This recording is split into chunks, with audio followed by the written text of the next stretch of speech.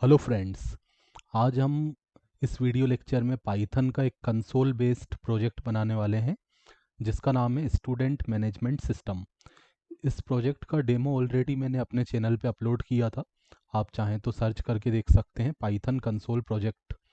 तो आपको एक स्टूडेंट मैनेजमेंट सिस्टम का वीडियो मिलेगा जो कि एक कंसोल बेस्ड प्रोजेक्ट है।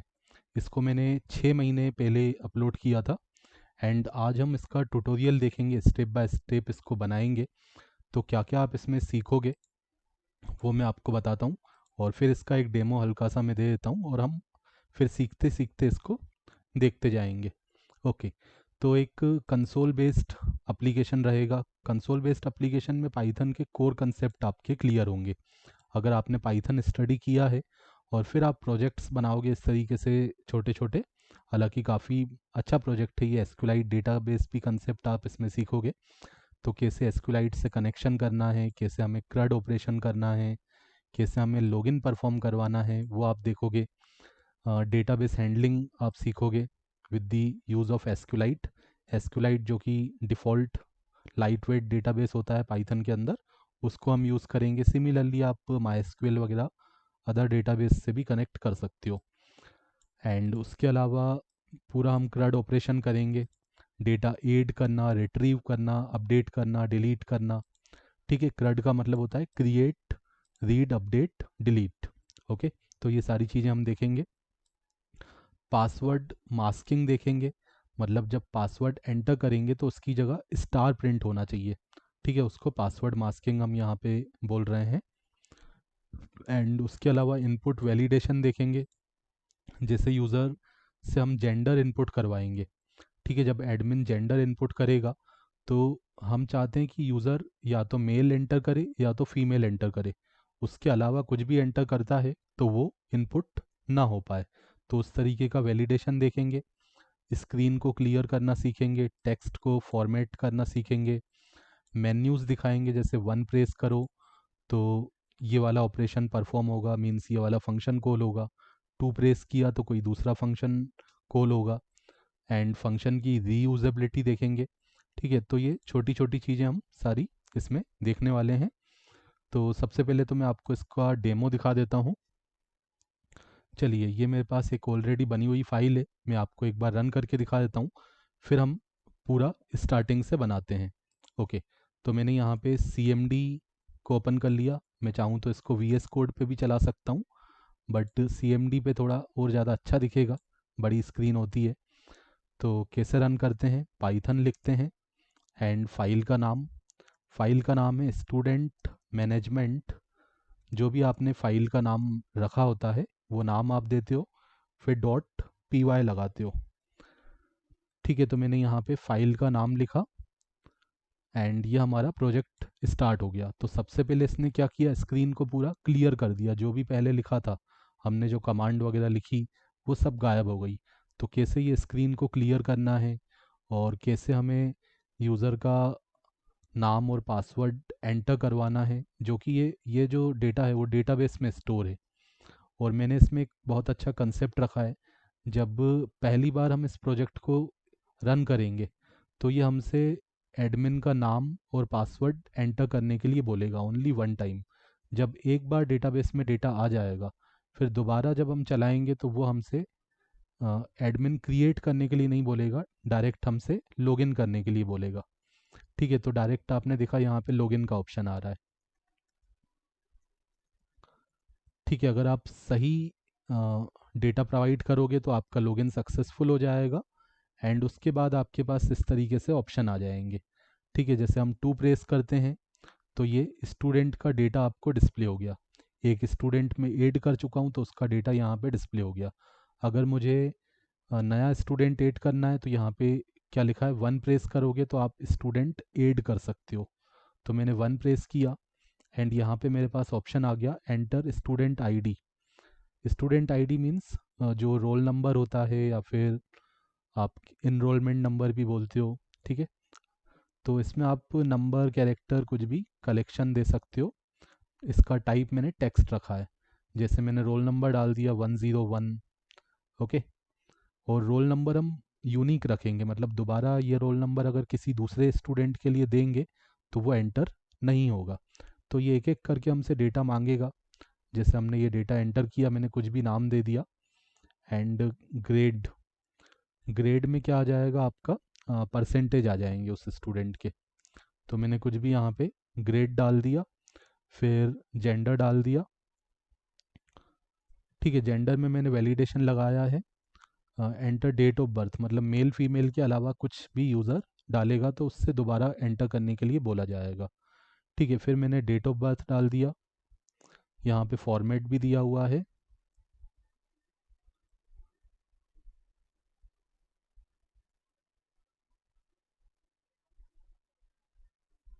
ठीक है, कुछ भी मैंने यहाँ पे डेट ऑफ बर्थ एंटर कर दिया। उसके बाद हमें देना है डिग्री। डिग्री में आप कुछ भी बीटेक, एमटेक, ठीक है, इस तरीके से हमने डिग्री हम दे सकते हैं। मैंने यहाँ पे बीटेक दे दिया। एंड स्ट्रीम आप बता सकते हो, कंप्यूटर साइंस स्ट्रीम है, या फिर जो भी उसमें जैसे एमसीए है तो उसके अंदर आप लिख सकते हो कंप्यूटर साइंस। बीटेक है तो civil engineering, computer science engineering, AI engineering, जो भी आपको देना हो स्ट्रीम वो दे सकते हो। फिर आप कुछ भी यहाँ पे कॉन्टेक्ट नंबर दोगे।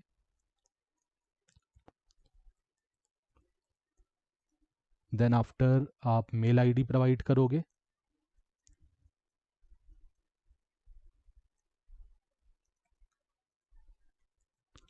ठीक है, तो ये सारा डेटा आपको देना है। कुछ भी मैंने यहाँ पे डमी डेटा इंसर्ट कर दिया, तो आप देखोगे मैसेज आ गया, स्टूडेंट एडेड सक्सेसफुली। अगर मैं 2 प्रेस करके देखता हूँ तो वो स्टूडेंट यहाँ पे ऐड हो चुका है। सिमिलरली हम डेटा अपडेट कर सकते हैं और डेटा को डिलीट भी कर सकते हैं। मैं आपको डिलीट करके दिखाता हूँ। जैसे मैंने 4 प्रेस किया, फिर स्टूडेंट का आपको आईडी डालना है। आईडी मीन्स उसका रोल नंबर। तो मैंने 101 प्रेस किया, तो ये बोल रहा है यहाँ पे स्टूडेंट का नाम भी आपको डिस्प्ले हो रहा है। क्या रियल में आप इसको डिलीट करना चाहते हो, या तो आप यस प्रेस करोगे या तो नो प्रेस करोगे।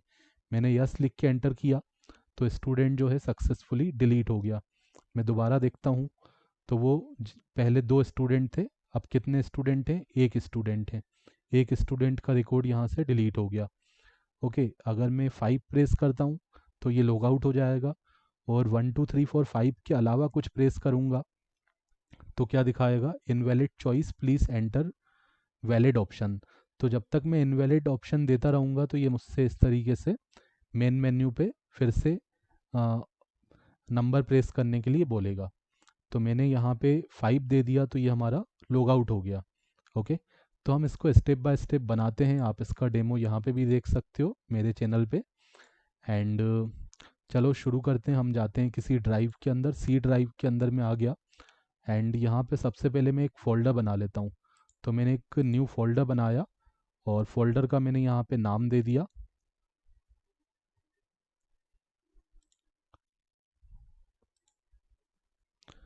ठीक है, मैंने फोल्डर पे राइट क्लिक करके इसको एक नाम दे दिया। एक नया फोल्डर बना लेता हूँ मैं।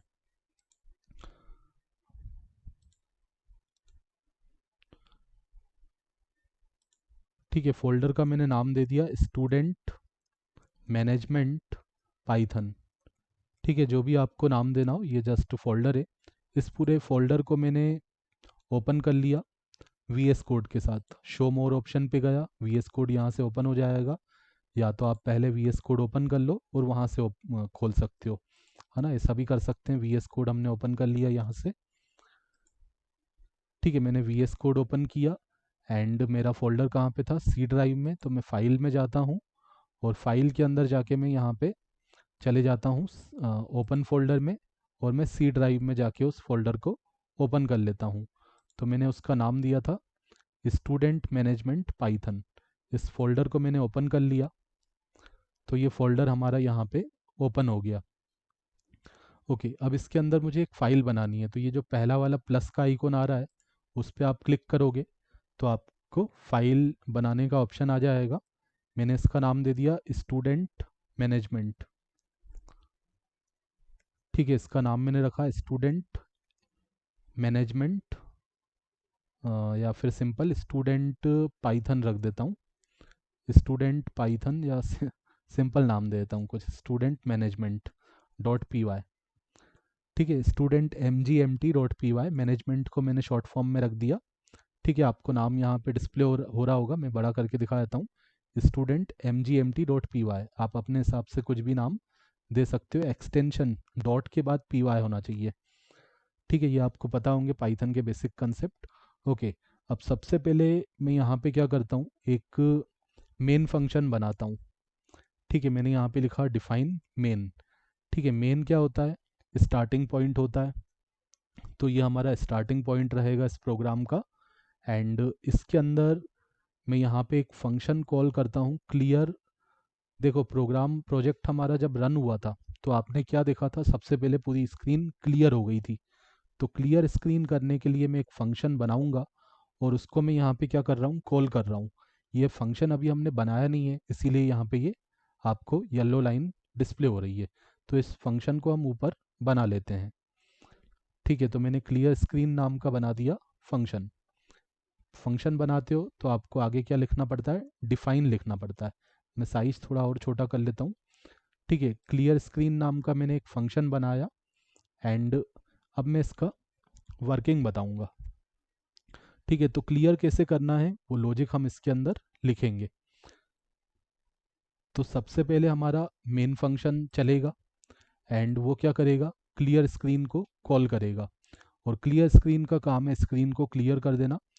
तो स्क्रीन को क्लियर करने के लिए मैं यहाँ पे एक मॉड्यूल इंपोर्ट कर लूँगा जिसका नाम होता है OS।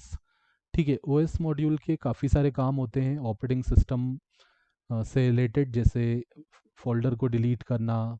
ठीक है, फोल्डर क्रिएट करना, स्क्रीन को क्लियर करना।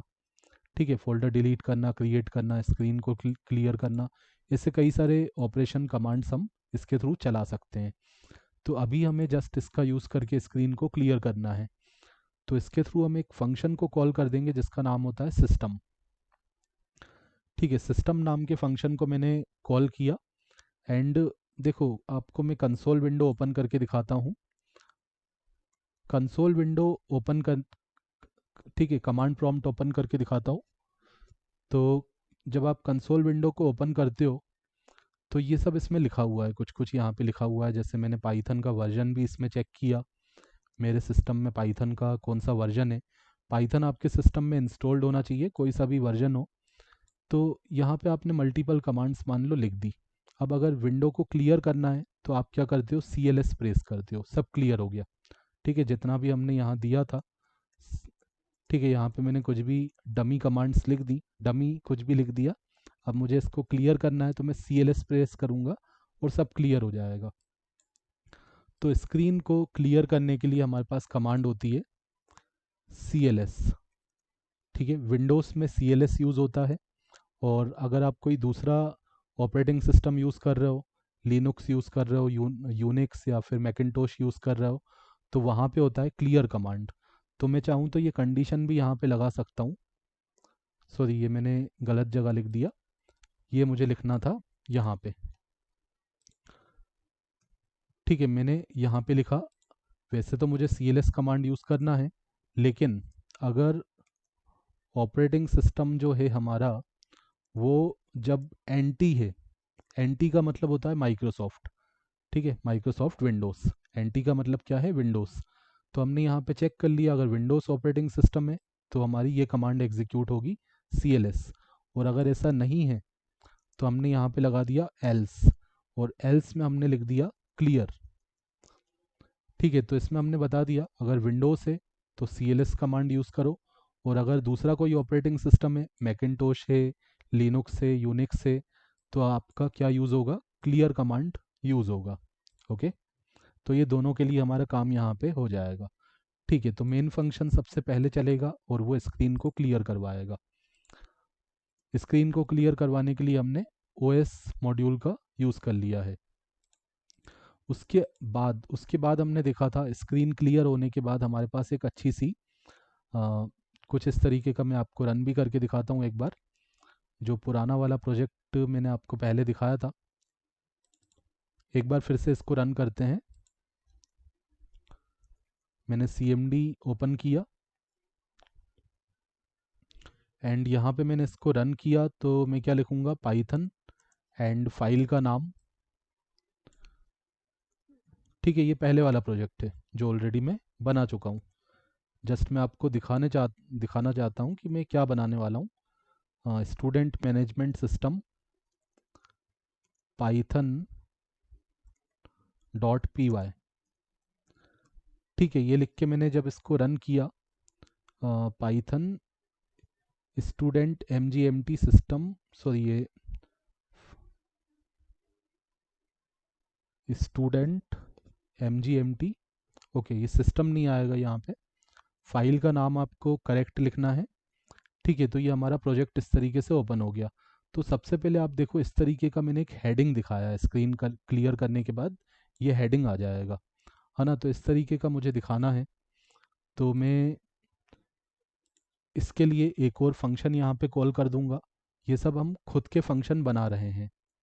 ठीक है, ये कोई प्री डिफाइंड फंक्शन नहीं है, इसको हमें खुद को डिफाइन करना पड़ेगा। तो मैंने शो हेडिंग नाम का एक फंक्शन कॉल कर दिया, और सिमिलरली जैसे मैंने क्लियर स्क्रीन को बनाया था वैसे ही मैं इस वाले फंक्शन को भी बना दूंगा। तो जो भी आपने फंक्शन का नाम दिया है वो आपने यहाँ पे डिफाइन कर दिया, शो अंडरस्कोर हेडिंग। और इसके अंदर मुझे क्या करना है, इस तरीके की एक डिज़ाइन बनाना है जिसमें मैंने पहले ये इक्वल का साइन दिखा दिया। ठीक है, मल्टीपल टाइम इक्वल का साइन आ रहा है, फिर ये स्टूडेंट मैनेजमेंट सिस्टम लिख के आएगा, फिर मल्टीपल टाइम ये इक्वल का साइन हमने दिखा दिया, तो वो एक लाइन की तरह हमें दिख रहा है। तो वैसा डिज़ाइन मैंने कैसे बनाया, मैंने यहाँ पे प्रिंट का यूज़ कर लिया प्रिंट करवाने के लिए। ठीक है, अब एक तरीका तो ये है कि मैं जैसे मान लो 50 बार मुझे इक्वल लिखना है तो वो भी कर सकते हो, कोई प्रॉब्लम नहीं है। बाकी इसका थोड़ा स्मार्ट तरीका है पाइथन में हमारे पास, हम यहाँ पे मल्टीप्लाई 50 लिख सकते हैं, तो ये अपने आप उसको 50 टाइम्स प्रिंट कर देगा। तो 50 टाइम्स इक्वल का साइन प्रिंट हो जाएगा। उसके बाद 50 टाइम्स जब इक्वल का साइन प्रिंट होगा, देन आफ्टर मुझे क्या दिखाना है, ठीक है, देन आफ्टर आपने देखा था यहाँ पे मैंने एक हेडिंग दिखाया है स्टूडेंट मैनेजमेंट सिस्टम।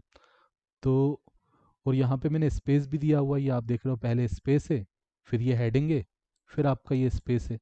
तो ये कैसे आएगा, तो आप यहाँ पे स्पेस तो खुद से प्रोवाइड कर दोगे।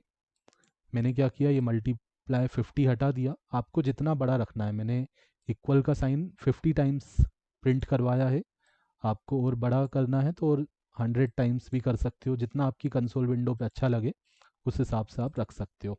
ओके, तो मैंने यहाँ पे क्या किया, मुझे हेडिंग दिखाना है तो पहले मुझे कुछ स्पेस देने हैं, तो मैंने स्पेस खुद से दे दिया। मान लो 10 स्पेस दे देता हूँ मैं, 1 2 3 4 5 6 7 8 9 10।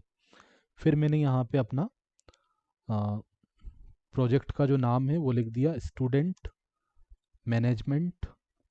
Management system.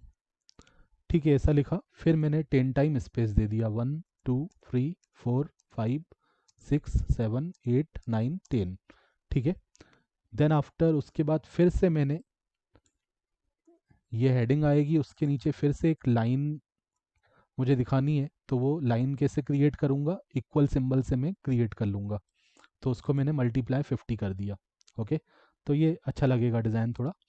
और ये हेडिंग आने के बाद मैंने एक न्यू लाइन दे दिया, है ना। एक न्यू लाइन तो डिफ़ॉल्ट हमें मिलती है, प्रिंट फंक्शन क्या करता है, प्रिंट करके न्यू लाइन दे देता है। उसके बाद मैंने एक और न्यू लाइन दे दिया, थोड़ा सा हमारा कर्सर जो है नीचे आ जाएगा। स्लेश एन का मतलब होता है न्यू लाइन कैरेक्टर, ये कर्सर हमारा नीचे ले आता है। ठीक है, अब पहले हम प्रोग्राम को इतना चला के देखते हैं। अब मैंने कहा कि मेन हमारा जो फंक्शन है वो सबसे पहले चलेगा, बट उसको हमें बताना भी पड़ेगा। तो कैसे बताएंगे कि ये हमारा मेन फंक्शन है, उसके लिए आप पाइथन में एक स्पेशल कंडीशन लगाते हो। किस तरीके से आप लिखते हो, if underscore underscore name, and उसके बाद आपने लगाया यहाँ पे अंडरस्कोर अंडरस्कोर मेन। ठीक है, 2 बार अंडरस्कोर लगाना ध्यान से, यहाँ पे भी 2 बार अंडरस्कोर स्टार्टिंग में है, 2 बार बाद में है, और मेन से पहले भी मैंने 2 बार अंडरस्कोर लगाया है और बाद में भी 2 बार अंडरस्कोर लगा हुआ है। तो ये पाइथन में एक स्पेशल कंडीशन होती है। इसमें आप क्या बताते हो कि आपका मेन फंक्शन कौन सा है, किस नाम से आपने बनाया है। ठीक है, तो मेरा जो मेन फंक्शन है वो मेन नाम से ही मैंने बनाया है। तो अगर क्या होगा, इस फाइल को हम डायरेक्टली रन करेंगे तो ये अपने आप एग्जीक्यूट होगा। सबसे पहले ऊपर आपने कुछ भी बनाया है वो सब नहीं चलेगा, वो सब इसी के थ्रू चलेगा, मेन के थ्रू, है ना। तो अपने आप जो फंक्शन हमारा चलेगा वो मेन चलेगा। ठीक है, तो मेन फंक्शन अपने आप कॉल होगा, बाकी को हमें कॉल करना पड़ेगा। ठीक है, बट जब डायरेक्टली इस फाइल को रन करोगे तभी ये मेन फंक्शन अपने आप चलेगा।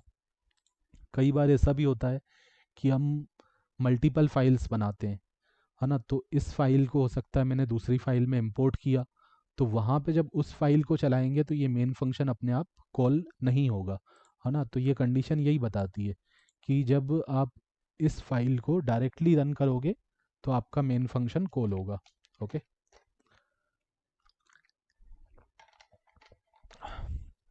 अब हम इसको इतना रन करके देखते हैं। अगर मैं इस फाइल को डायरेक्टली रन करूँगा तो मेरा मेन फंक्शन एग्जीक्यूट होगा एंड मेन फंक्शन सबसे पहले चलाएगा क्लियर स्क्रीन को, तो स्क्रीन क्लियर हो जाना चाहिए। फिर शो हेडिंग को चलाएगा तो हमें ये दिखना चाहिए। ठीक है, तो इतना हम करते हैं, इसको हम बंद करते हैं और अब हम अपना प्रोग्राम चलाते हैं। हम चाहें तो यहाँ पे भी चला सकते हैं, बट जैसा कि मैंने कहा कि आपको यहाँ पे अगर आप चलाओगे कंसोल पे तो ज़्यादा बेहतर आपको दिखेगा। तो हमने फाइल बनाया था student management dot P Y, इसको मैं CMD से रन करके दिखाता हूँ आपको पहले। तो यहाँ पे जस्ट आप इस लोकेशन पे आके CMD लिखोगे तो ये आपकी CMD विंडो ओपन हो जाएगी एंड यहाँ पे जस्ट आप फाइल का नाम प्रोवाइड कर दोगे। सॉरी, पहले पाइथन लिखोगे फिर फाइल का नाम लिख देना, स्टूडेंट mgmt.py। तो अब देखो स्क्रीन क्लियर भी हो गया और ये हेडिंग भी आ गया। ठीक है, मतलब परफेक्ट है, परफेक्ट काम हो रहा है इतना। ठीक है, ये 2 काम तो हमारे हो गए, है ना। ये स्क्रीन क्लियर भी हो गया और हेडिंग भी आ गया। उसके बाद सबसे पहले हमें डेटाबेस बनाना है। जैसे कि मैंने आपको बोला कि मुझे स्टूडेंट्स का डेटा स्टोर करना है और एडमिन का डेटा स्टोर करना है। ठीक है, तो वो काम हम कैसे करेंगे, उसके लिए हमें पहले डेटाबेस क्रिएट करना पड़ेगा। तो कहीं पे भी सबसे ऊपर या जहाँ पे भी आपको सही लगे वहाँ पे आप क्या करो, अपना डेटाबेस बना लो। इंपोर्ट स्टेटमेंट आप कहीं भी लगा सकते हो, ऊपर लिख दो, यहाँ इसके ऊपर लिख दो, बट यूज़ करने से पहले आपको इंपोर्ट स्टेटमेंट देना पड़ता है। तो यहाँ पे मैं एक और फंक्शन बना लेता हूँ अपना, जिसका काम रहेगा डेटाबेस का पूरा सेटअप करने का। ठीक है, मतलब कनेक्शन बनाना, फिर डेटाबेस बनाना और उसके अंदर टेबल्स बनाना, वो सारा हम काम इसके अंदर करेंगे। तो यहाँ पे मैंने इसका नाम रख दिया इनिशलाइज अंडरस्कोर डेटाबेस। ठीक है, जो भी आपको नाम देना हो दे सकते हो। तो मैंने ये नाम दे दिया इनिशलाइज अंडरस्कोर डेटाबेस। और कनेक्शन बनाने के लिए मैं क्या यूज़ करूँगा, एसक्यूलाइट। डेटाबेस के लिए मैं एसक्यूलाइट 3 का यूज़ करूँगा। तो मैं इंपोर्ट करवा लेता हूँ एसक्यूलाइट 3 को। ठीक है, एसक्यूलाइट क्या होता है, डेटाबेस होता है जो कि लाइट वेट डेटाबेस होता है और इसके लिए आपको कुछ अलग से इंस्टॉल भी नहीं करना है। आप डेटा देख सकते हो, इसमें एक्सटेंशन भी होता है आपके पास VS कोड में, उसके थ्रू भी देख सकते हो।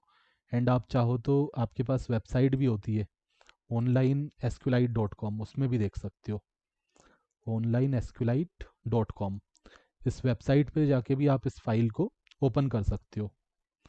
हाँ, एसक्यूलाइट ऑनलाइन होता है, esqueliteonline.com। ठीक है, तो ये वेबसाइट ओपन हो जाएगी एंड यहाँ पे आप अपना डेटाबेस देख भी सकते हो, है ना। अपनी जस्ट फाइल आपके सिस्टम से ओपन करके इसको देख सकते हो। एंड उसके अलावा आप एक्सटेंशन भी यहाँ पे इंस्टॉल कर सकते हो।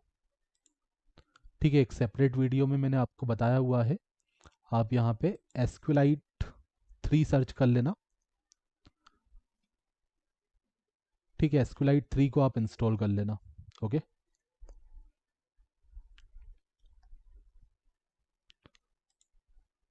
तो इसको मैंने इंस्टॉल कर लिया SQLite 3, इसको ट्रस्ट कर लिया, ओके कर दिया। कई बार किसी किसी के सिस्टम में ये वर्क नहीं करता है, वो फिर थोड़ी सेटिंग वगैरह करनी पड़ती है ना। हम देखेंगे, चेक करेंगे, अदरवाइज़ मेरे पास दूसरा ऑप्शन जो वेबसाइट वाला है उससे मैं आपको करके दिखा दूंगा। इसका मैं हालांकि वीडियो ट्यूटोरियल भी ऑलरेडी डाल चुका हूँ, तो वो आप देख सकते हैं कैसे आपको SQLite 3 एक्सटेंशन इंस्टॉल करके डेटाबेस आप देख सकते हो SQLite 3 फाइल का। ओके, तो चलो यहाँ पे हम सबसे पहले क्या करेंगे, SQLite 3 का यूज़ करके हमारा डेटाबेस क्रिएट करेंगे। ठीक है, SQLite 3 डॉट कनेक्ट। अब डेटाबेस क्रिएट करोगे तो आप एक डेटाबेस फाइल का कुछ नाम बता दोगे, सिंगल कोट्स या डबल कोट्स के अंदर। तो मैंने यहाँ पे नाम दे दिया स्टूडेंट्स डॉट DB। ठीक है, मैं इस नाम की, मुझे जो डेटाबेस बनाना है इस नाम का बनाना है, स्टूडेंट्स नाम का। तो मेरे पास एक इस नाम की फ़ाइल क्रिएट हो जाएगी। फिर इसी के अंदर हमारे सारे टेबल्स क्रिएट होंगे। दो टेबल्स हम बनाएंगे, एक एडमिन का डेटा स्टोर करने के लिए और दूसरा स्टूडेंट्स का डेटा स्टोर करने के लिए। ठीक है, तो ये फाइल क्रिएट होने के बाद ये जो फंक्शन है कनेक्ट फंक्शन, ये हमें क्या रिटर्न करता है, कनेक्शन ऑब्जेक्ट रिटर्न करता है। तो उस कनेक्शन ऑब्जेक्ट को हमने रिसीव कर लिया एक वेरिएबल के अंदर। एंड अब कनेक्शन ऑब्जेक्ट का यूज़ करके हम क्या करते हैं, हम बनाएंगे कर्सर। अब ये कर्सर क्या होता है, कर्सर इसका यूज़ करके हम क्या करते हैं, इसका यूज़ करके हम सारी जो क्वेरीज होती हैं, क्रिएट करना, इंसर्ट, अपडेट, डिलीट, ये सारे काम हम कर्सर के थ्रू करते हैं। तो यहाँ पे हमारे पास एक कर्सर ऑब्जेक्ट क्रिएट हो जाएगा एंड उसको हम रिसीव कर लेंगे एक वेरिएबल के अंदर। तो मैंने कर्सर नाम का बना लिया ऑब्जेक्ट। ठीक है, तो ये कर्सर ऑब्जेक्ट हमारा बन जाएगा, ऑब्जेक्ट बनेगा और उसको हमने असाइन कर लिया एक वेरिएबल के अंदर, कुछ भी नाम दे सकते हो इसका। आप समझ सकते हो कि कर्सर क्या है, आपका एक पेन है जिससे आप क्या करोगे, रीड और राइट करोगे, किसमें, जिससे आप रीड और राइट कर सकते हो डेटाबेस में। ओके, कर्सर मान लो आपका एक पेन है जिससे आप रीड और राइट का काम करते हो, किसमें, डेटाबेस में। ओके, तो हमें क्या करना है, कर्सर का यूज़ करके एक कमांड एग्जीक्यूट करनी है, कर्सर। तो कर्सर डॉट एग्जीक्यूट, ये हमें एक फंक्शन प्रोवाइड करता है एग्जीक्यूट नाम का, जिसके अंदर आप यहाँ पे 3 सिंगल कोट्स आपने शुरू किए और 3 सिंगल कोट्स से आपने इसको बंद कर दिया। ठीक है, एंड इसके अंदर हम क्या करेंगे, अपनी पूरी कमांड लिख देंगे। ठीक है, तो इसके अंदर मैंने अपनी पूरी कमांड को लिख दिया कुछ इस तरीके से। मैं चाहूँ तो एक लाइन में भी कर सकता हूँ पूरा काम, लेकिन थोड़ा अच्छा दिखेगा। लेकिन ये इंडेंटेशन का आप ध्यान देना कि ये फंक्शन का ब्रैकेट यहीं पे होना चाहिए और जो भी इसके अंदर कोड करोगे फंक्शन के अंदर तो वो इसके अंदर होना चाहिए, है ना। तो मैंने यहाँ पे लिखा, मुझे क्या करना है, सबसे पहले टेबल्स बनाने हैं, 2 टेबल्स। ये तो हमारा डेटाबेस बन गया। डेटाबेस के अंदर, डेटाबेस बनने के बाद उसका हमें कनेक्शन ऑब्जेक्ट भी मिल गया। और ये क्या करता है, एक ही बार डेटाबेस बनाता है। इस फंक्शन को अगर मैं 10 बार भी चलाऊंगा ना, तो ये अगर एक बार फाइल हमारी तैयार हो जाएगी तो वो दोबारा नहीं बनेगी, है ना, वन टाइम क्रिएट होता है ये। ओके, इसी तरीके से मैं टेबल भी एक ही बार क्रिएट करना चाहता हूँ, क्योंकि एक जैसे टेबल हमारे बार बार नहीं बनते एक ही डेटाबेस के अंदर। तो हम यहाँ पे कंडीशन लगा देंगे, create table if not exist. ठीक है, हमारे पास इस तरीके की कमांड होती है, आपने एसक्यूएल में ये चीज़ें पढ़ी होंगी। Create table if not exist, इसका मतलब होता है ये टेबल हमें तभी बनाना है जब ऑलरेडी डेटाबेस में ना हो। ठीक है, अगर पहले से डेटाबेस में हमारा ये टेबल है तब ये नहीं क्रिएट होना चाहिए। ठीक है, तो इस तरीके से हमने कंडीशन लगा दी, create table if not exist. अगर डेटाबेस में है तो ये नहीं बनेगा, उसी को यूज़ किया जाएगा, और डेटाबेस में नहीं है तो ये क्रिएट होगा। ओके, जब क्रिएट होगा तो मुझे क्या करना है, तो मैं चाहता हूँ कि मुझे कुछ कॉलम्स बनाने हैं। ठीक है, टेबल के अंदर क्या होते हैं, कॉलम्स होते हैं। तो मैंने यहाँ पे, मुझे एडमिन का क्या क्या स्टोर करना है, मुझे एडमिन का आईडी चाहिए और मुझे उसके अलावा एडमिन का यूज़र नेम स्टोर करवाना है, एंड उसके अलावा मुझे उसका पासवर्ड स्टोर करना है। ठीक है, तो मुझे एडमिन का ये सारा डेटा स्टोर करवाना है। लास्ट वाले में आप कॉमा नहीं लगाओगे। अब इसका आप डेटा टाइप वगैरह बता सकते हो कि आईडी जो रहेगा किस टाइप का रहेगा।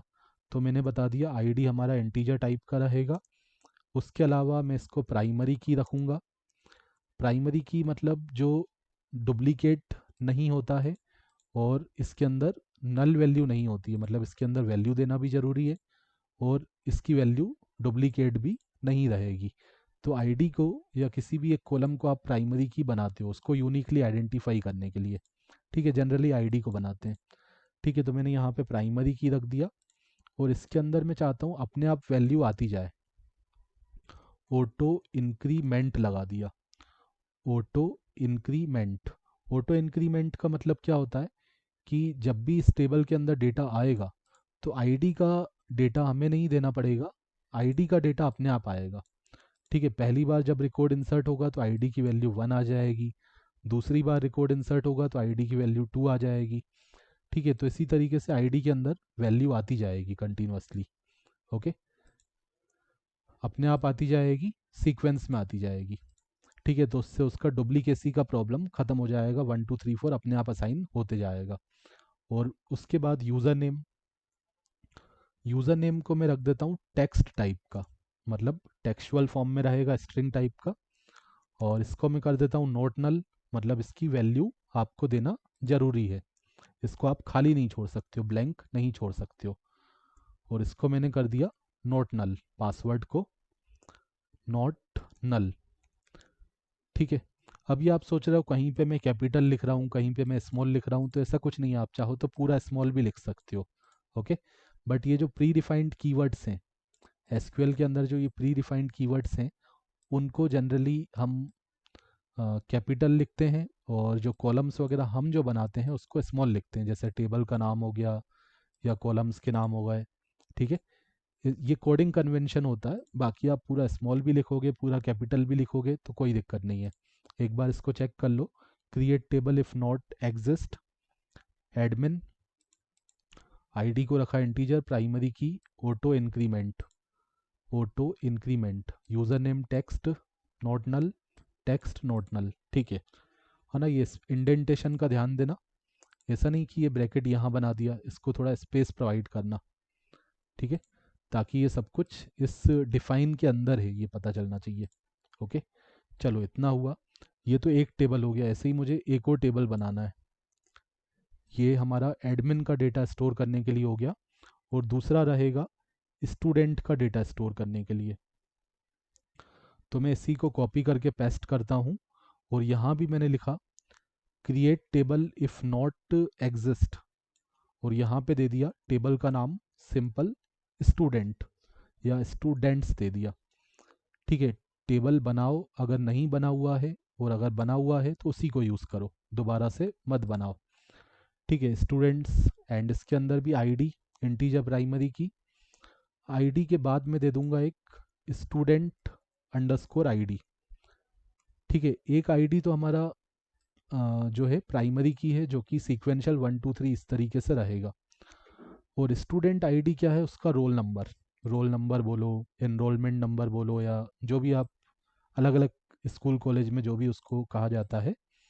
ठीक है, तो स्टूडेंट अंडरस्कोर आईडी, और इसको भी हम क्या रखेंगे, इसको टेक्स्ट रख देंगे, क्योंकि कई जगह पे क्या होता है इस तरीके से नंबर भी होते हैं, 101 CSC, 102 CSC, या जो भी ब्रांच वगैरह हो उसके अकॉर्डिंग थोड़ा सा, या कॉलेज कोड वगैरह जो रहता है उसके अकॉर्डिंग वो होता है।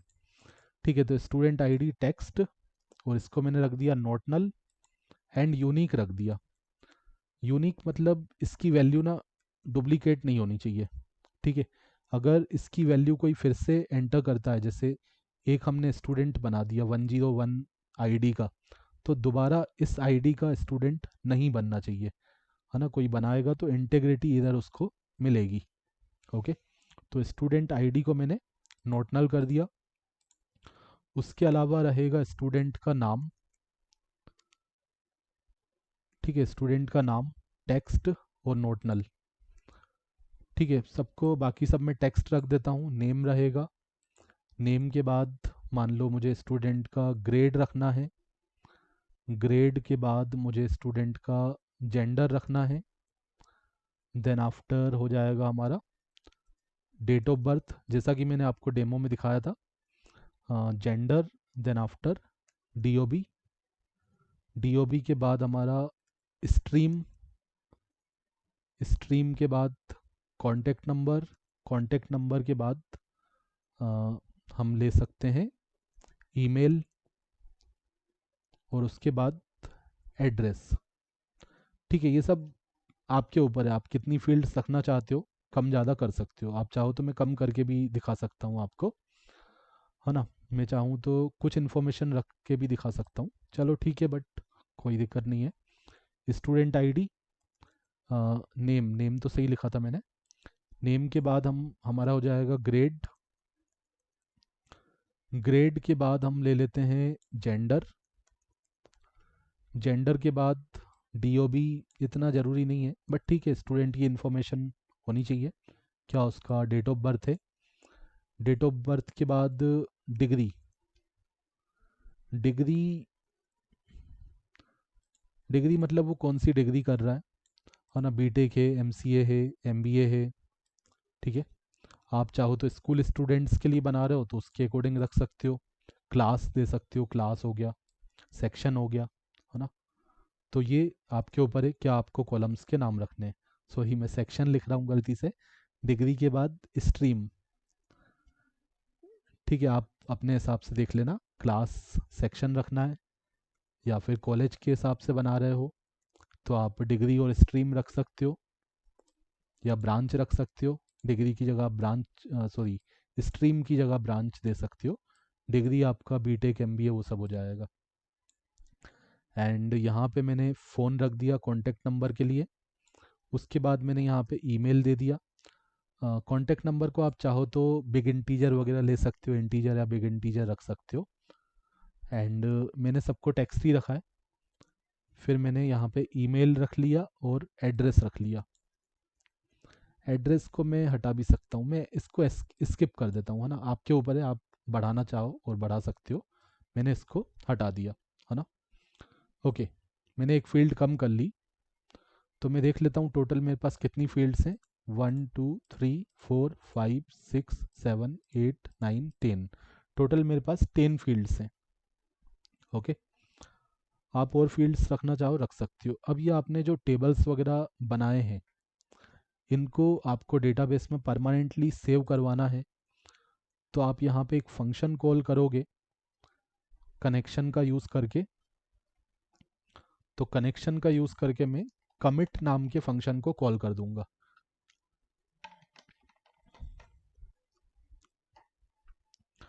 ठीक है, connection dot commit.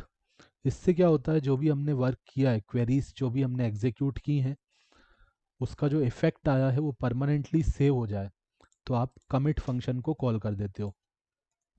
Then after मैं कनेक्शन को क्लोज कर दूंगा, तो मैंने लगा दिया कनेक्शन डॉट क्लोज।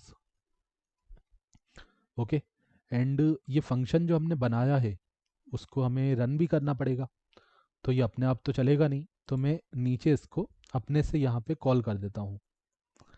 ठीक है, फंक्शन हम बना लेते हैं तो उसको जब तक हम कॉल नहीं करते तो वो एग्जीक्यूट नहीं होता। ठीक है, सारा काम होने के बाद हमें कनेक्शन को क्लोज ज़रूर करना चाहिए, क्योंकि कनेक्शन क्या है, एक इम्पोर्टेंट रिसोर्स होता है। ठीक है, आगे कहीं पे उसको यूज़ किया जाए तो वो पहले क्लोज होना चाहिए। ओके, एंड वो मेमोरी में ना यूज़ करता रहे तो उसको क्लोज करना एक अच्छा है, आपको क्लोज कर देना चाहिए। ठीक है, तो यहाँ पे मैंने फंक्शन को कॉल कर दिया ये। अब अगर मैं प्रोग्राम को रन करूँगा तो ये फंक्शन तो अपने आप एग्जीक्यूट होना चाहिए, और फंक्शन एग्जीक्यूट होगा तो आप देखोगे यहाँ पे एक फ़ाइल आ जाएगी, है ना। आपके पास एक डेटाबेस फाइल आ जाएगी, यहाँ पे भी दिखेगी। तो एक बार इसको रन करते हैं, है ना। यहीं पे कर लें क्या, चलो CMD से ही कर लेता हूँ मैं। CMD ओपन कर लिया, है ना। आप चाहो तो यहाँ टर्मिनल पे जाके कर सकते हो, यहाँ पे भी रन करने का ऑप्शन दिया है, रन पाइथन फाइल, या फिर यहाँ टर्मिनल पे चले जाओ।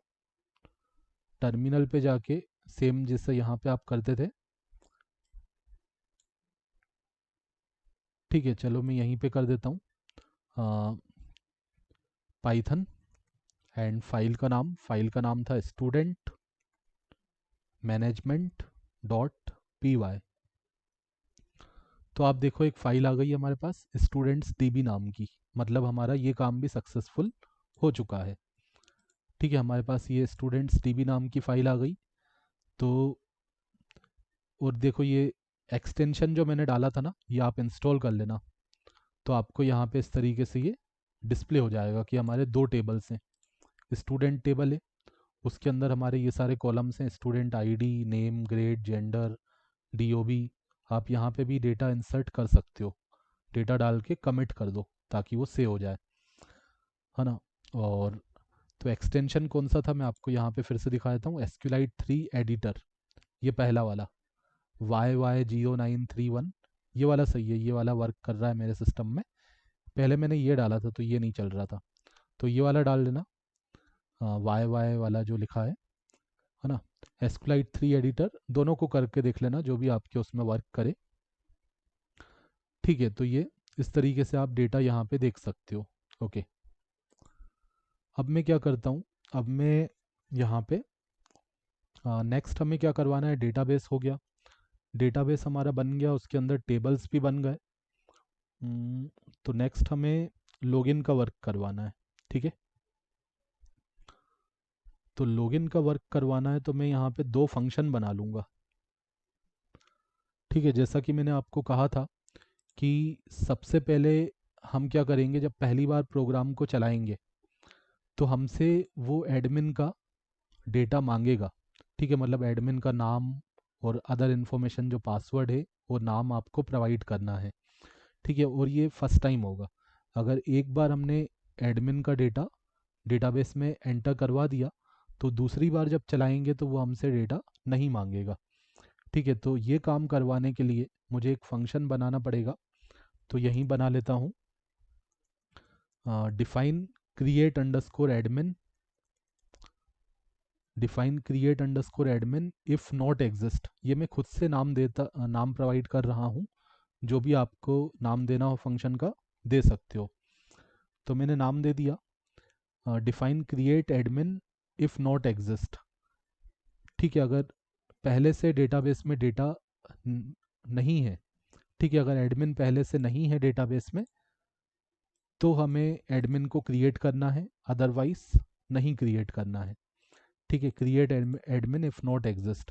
तो टेबल तो हमने बना लिया था, बट टेबल बनाने के बाद हमें उसके अंदर डेटा भी एंटर करवाना है, तो वो हम इसके अंदर करवाएंगे।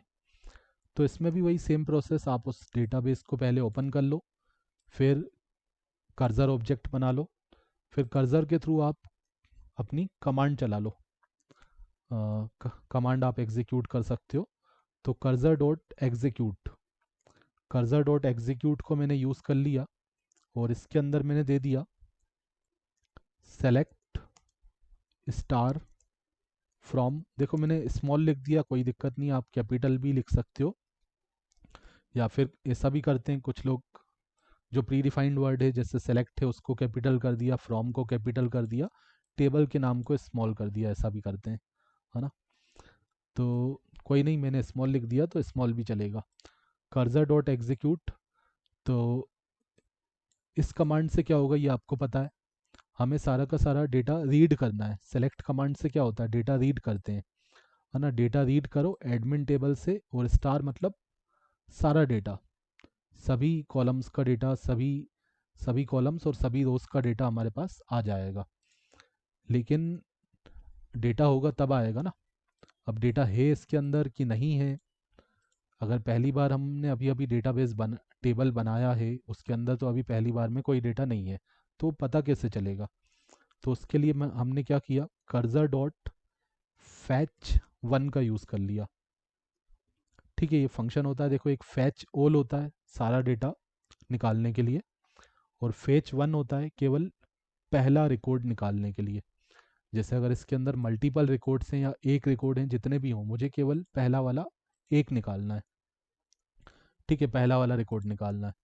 तो पहला वाला रिकॉर्ड निकल के आएगा और मैंने उसको डाल दिया एक वेरिएबल के अंदर, नाम दे दिया एग्जिस्टिंग एडमिन। ठीक है, अगर इसके अंदर डेटा होगा एडमिन टेबल के अंदर तो वो पहला डेटा निकालेगा और इसमें डाल देगा, अगर नहीं होगा तो इसके अंदर क्या आएगा, नन आएगा, कुछ नहीं आएगा।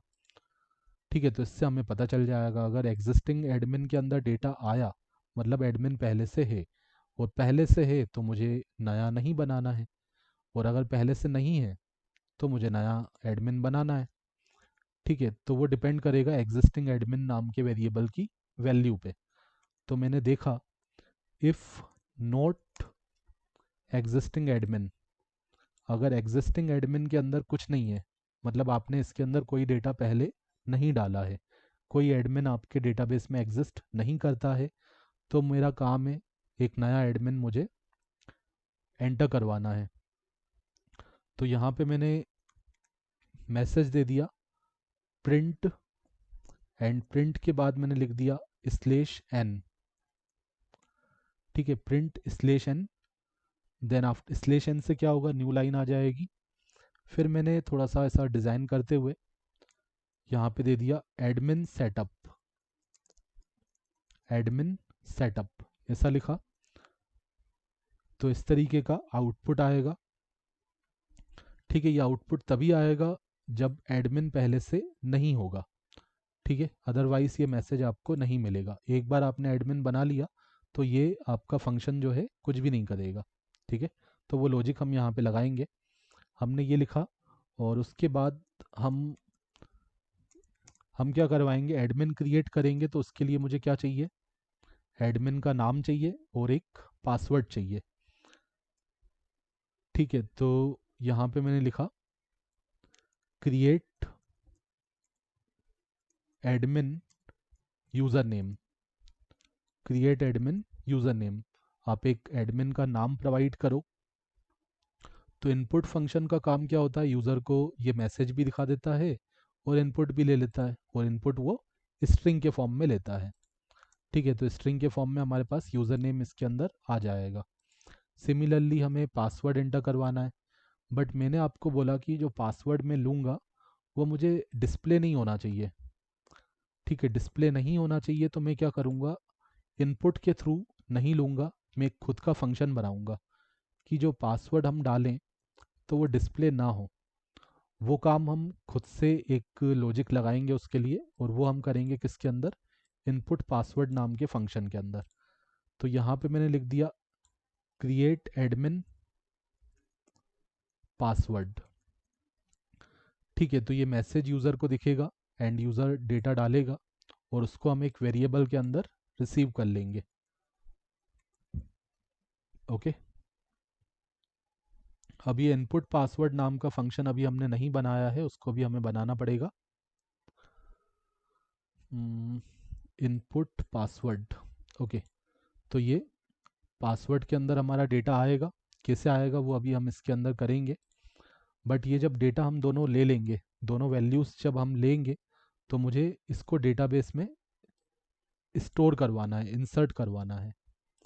तो मैंने यहाँ पे एक फंक्शन, मैंने यहाँ पे कर्सर का यूज़ करके एग्जीक्यूट कमांड को चलाया, और डेटा इंसर्ट करने के लिए आप क्या करते हो, इंसर्ट कमांड का यूज़ करते हो। इंसर्ट इनटू टेबल का नाम, इंसर्ट इनटू टेबल का नाम मैंने दे दिया एडमिन। अगेन सिमिलरली इसको चाहो तो आप कैपिटल रख सकते हो और टेबल के नाम को स्मॉल रख सकते हो, बट आपके ऊपर है, जैसा रखना चाहो रख सकते हो। कोई इसमें एसक्यूएल में ऐसा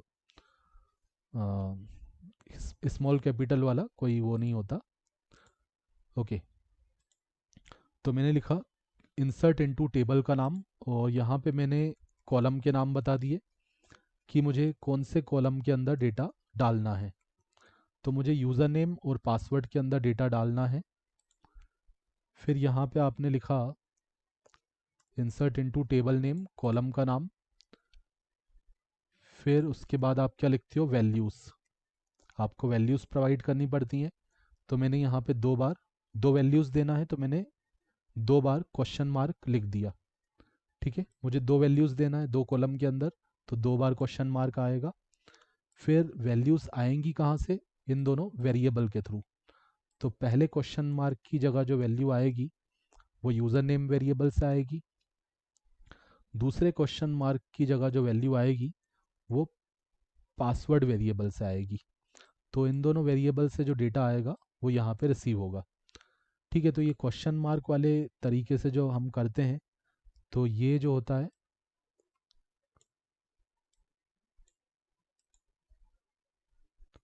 ठीक है, एक ब्रैकेट शायद एक्स्ट्रा लग रहा है, यूज़र नेम कॉमा पासवर्ड फिर वैल्यूज़। अच्छा, यहाँ पे भी एक ब्रैकेट आ जाएगा आपका। अब सही है। ठीक है, यूज़र नेम पासवर्ड की वैल्यू यहाँ पे आ जाएगी। तो ये वाला जो तरीका होता है ना क्वेश्चन मार्क लगा के, ये तरीका सेफ होता है। इससे क्या होता है, हम एसक्यूएल इंजेक्शन से बचते हैं, है ना। एसक्यूएल इंजेक्शन एक अटैक होता है, उससे बचने के लिए ये वाला तरीका सही होता है। अदरवाइज डायरेक्ट हम यहाँ पे वेरिएबल के नाम भी दे सकते हैं, बट वो सेफर मेथड नहीं होता। ठीक है, तो ये डेटा हमें मिलेगा वेरिएबल्स के अंदर, उसको हम डेटाबेस में इंसर्ट करवा देंगे। ये वेरिएबल्स के नाम आप वही रखना जो आपने ऊपर दिए हैं, यहाँ पे जो नाम दिए थे वही नाम आपको यहाँ पे देने हैं, यूज़र नेम पासवर्ड। ओके, उसके बाद में मैंने आपको बताया था कि जो भी आप कमांड एग्जीक्यूट करते हो तो इससे जो भी इफ़ेक्ट आता है उसको परमानेंटली सेव करना है, तो आप कमिट कमांड का, कमिट फंक्शन का यूज़ करते हो। ठीक है, इससे वो आपका डेटा जो है परमानेंटली डेटाबेस में सेव हो जाता है। तो अगर मेरा एडमिन क्रिएट हो गया फर्स्ट टाइम पे, तो मैंने मैसेज दे दिया प्रिंट के थ्रू। ठीक है, प्रिंट के थ्रू मैंने यहाँ पे डबल कोट्स या सिंगल कोट्स के अंदर मैसेज दे दिया, admin created successfully, admin created successfully. ठीक है, तो ये हमारा मैसेज आएगा, और ये होने के बाद में क्या करूँगा, कनेक्शन को बंद करवा दूंगा। ठीक है, न्यू लाइन के लिए मैंने /n लगा दिया, एंड उसके बाद मैंने कनेक्शन को यहाँ पे बंद करवा दिया। तो ये इफ़ कंडीशन ख़त्म होने के बाद इससे बाहर आया, और इससे बाहर आके मैंने कनेक्शन को बंद कर दिया, कनेक्शन डॉट क्लोज।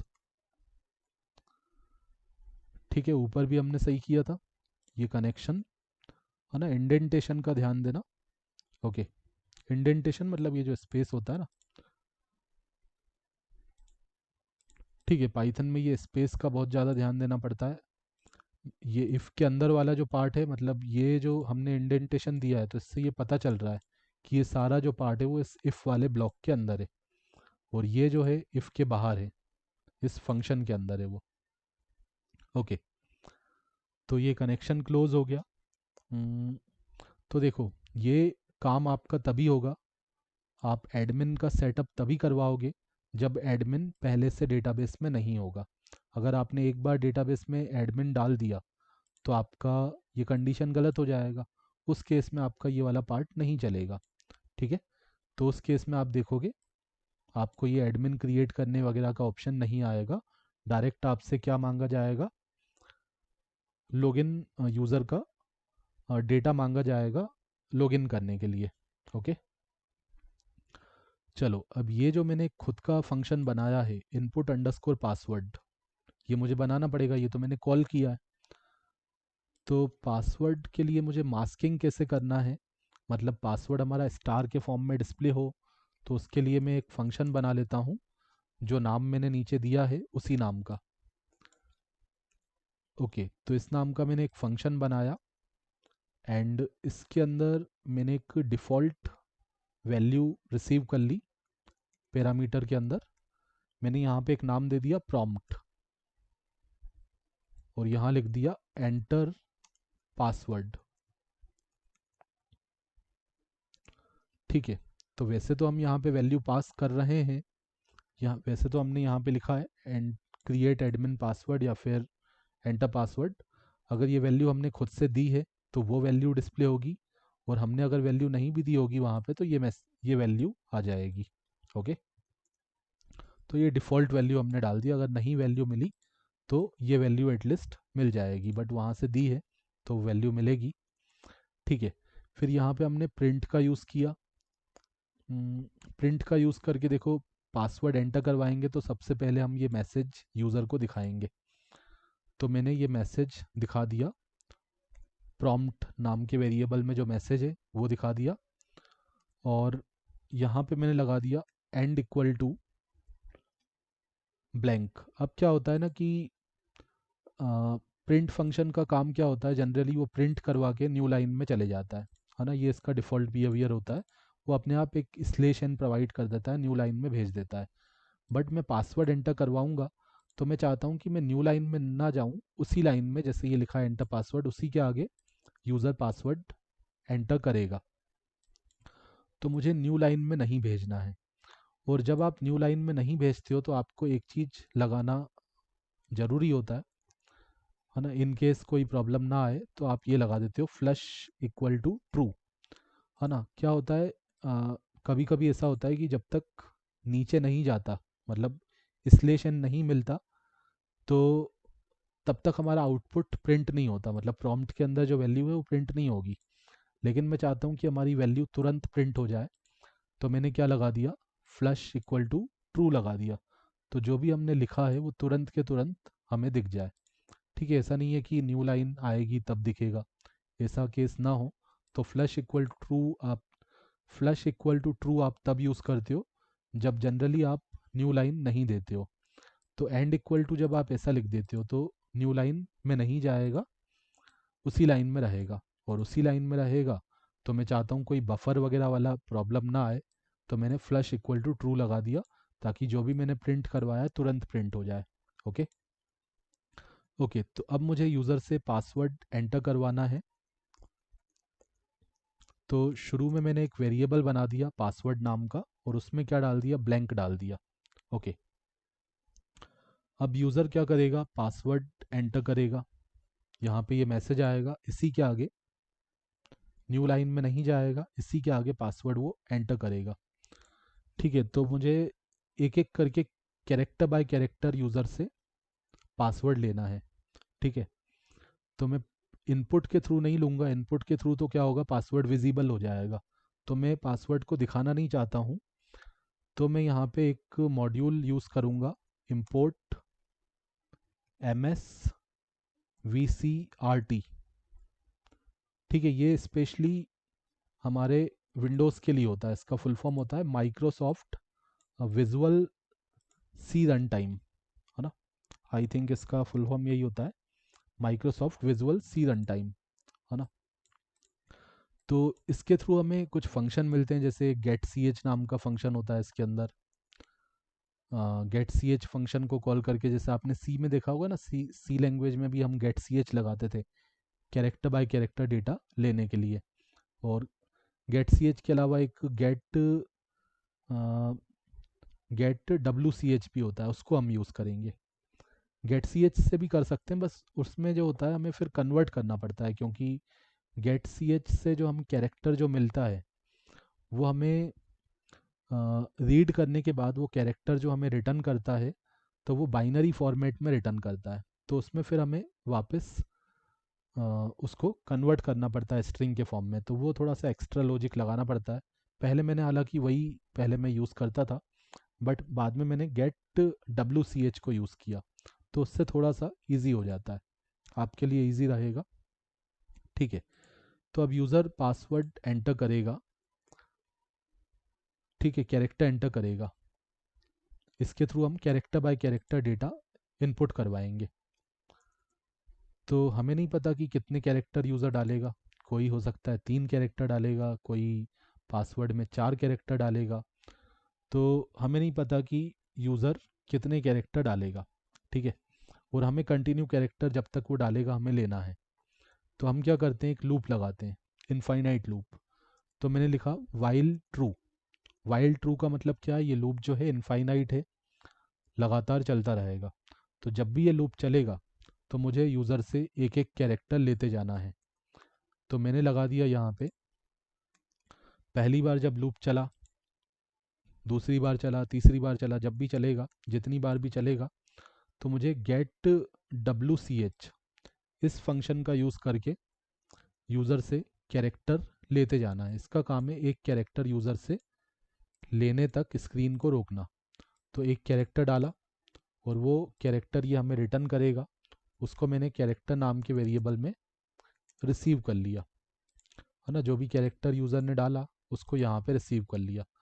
अब कैरेक्टर जो डालेंगे वो हमें स्क्रीन पे नहीं दिखेगा। जैसे आप गेट सी एच यूज़ करते थे सी में, तो वो कैरेक्टर आपको स्क्रीन पे नहीं दिखता था, बट वो एंटर हो जाता था, है ना। तो हिडन कैरेक्टर लेने, हिडन डेटा इनपुट के लिए हम इसको यूज़ करते हैं, गेट सी एच को या गेट WCH को, है ना। इसको क्या बोलते हैं, गेट वाइड कैरेक्टर। ठीक है, गेट वाइड कैरेक्टर इसको कहा जाता है। ओके, गेट वाइड कैरेक्टर, तो इससे क्या होता है, हमें स्ट्रिंग के फॉर्म में ही कैरेक्टर मिलता है। तो वो कैरेक्टर हम इसके अंदर रिसीव कर लेंगे, वो स्क्रीन पे दिखेगा भी नहीं, लेकिन हमारा काम है स्क्रीन पे दिखाना। हमें एटलीस्ट उस कैरेक्टर को नहीं दिखाना, उसकी जगह स्टार को दिखाना है। ठीक है, जब भी यूज़र कैरेक्टर एंटर करेगा, जैसे उसने डाला, जैसे यूज़र ने डाला 1, तो मुझे 1 नहीं दिखाना, 1 की जगह स्टार दिखाना है। फिर यूज़र ने डाला 2, मुझे 2 नहीं दिखाना, उसकी जगह स्टार दिखाना है। ओके, तो ऐसा हम कैसे करेंगे? उसके लिए मैं यहाँ पे पहले तो 3 कंडीशन लगा दूंगा, है ना। अब ऐसा भी हो सकता है ना, यूज़र ने कुछ डाला, जैसे 1 डाला, 2 डाला, 3 डाला, फिर उसने एंटर प्रेस कर दिया। तो एंटर प्रेस करने के बाद मुझे आगे डेटा नहीं लेना है।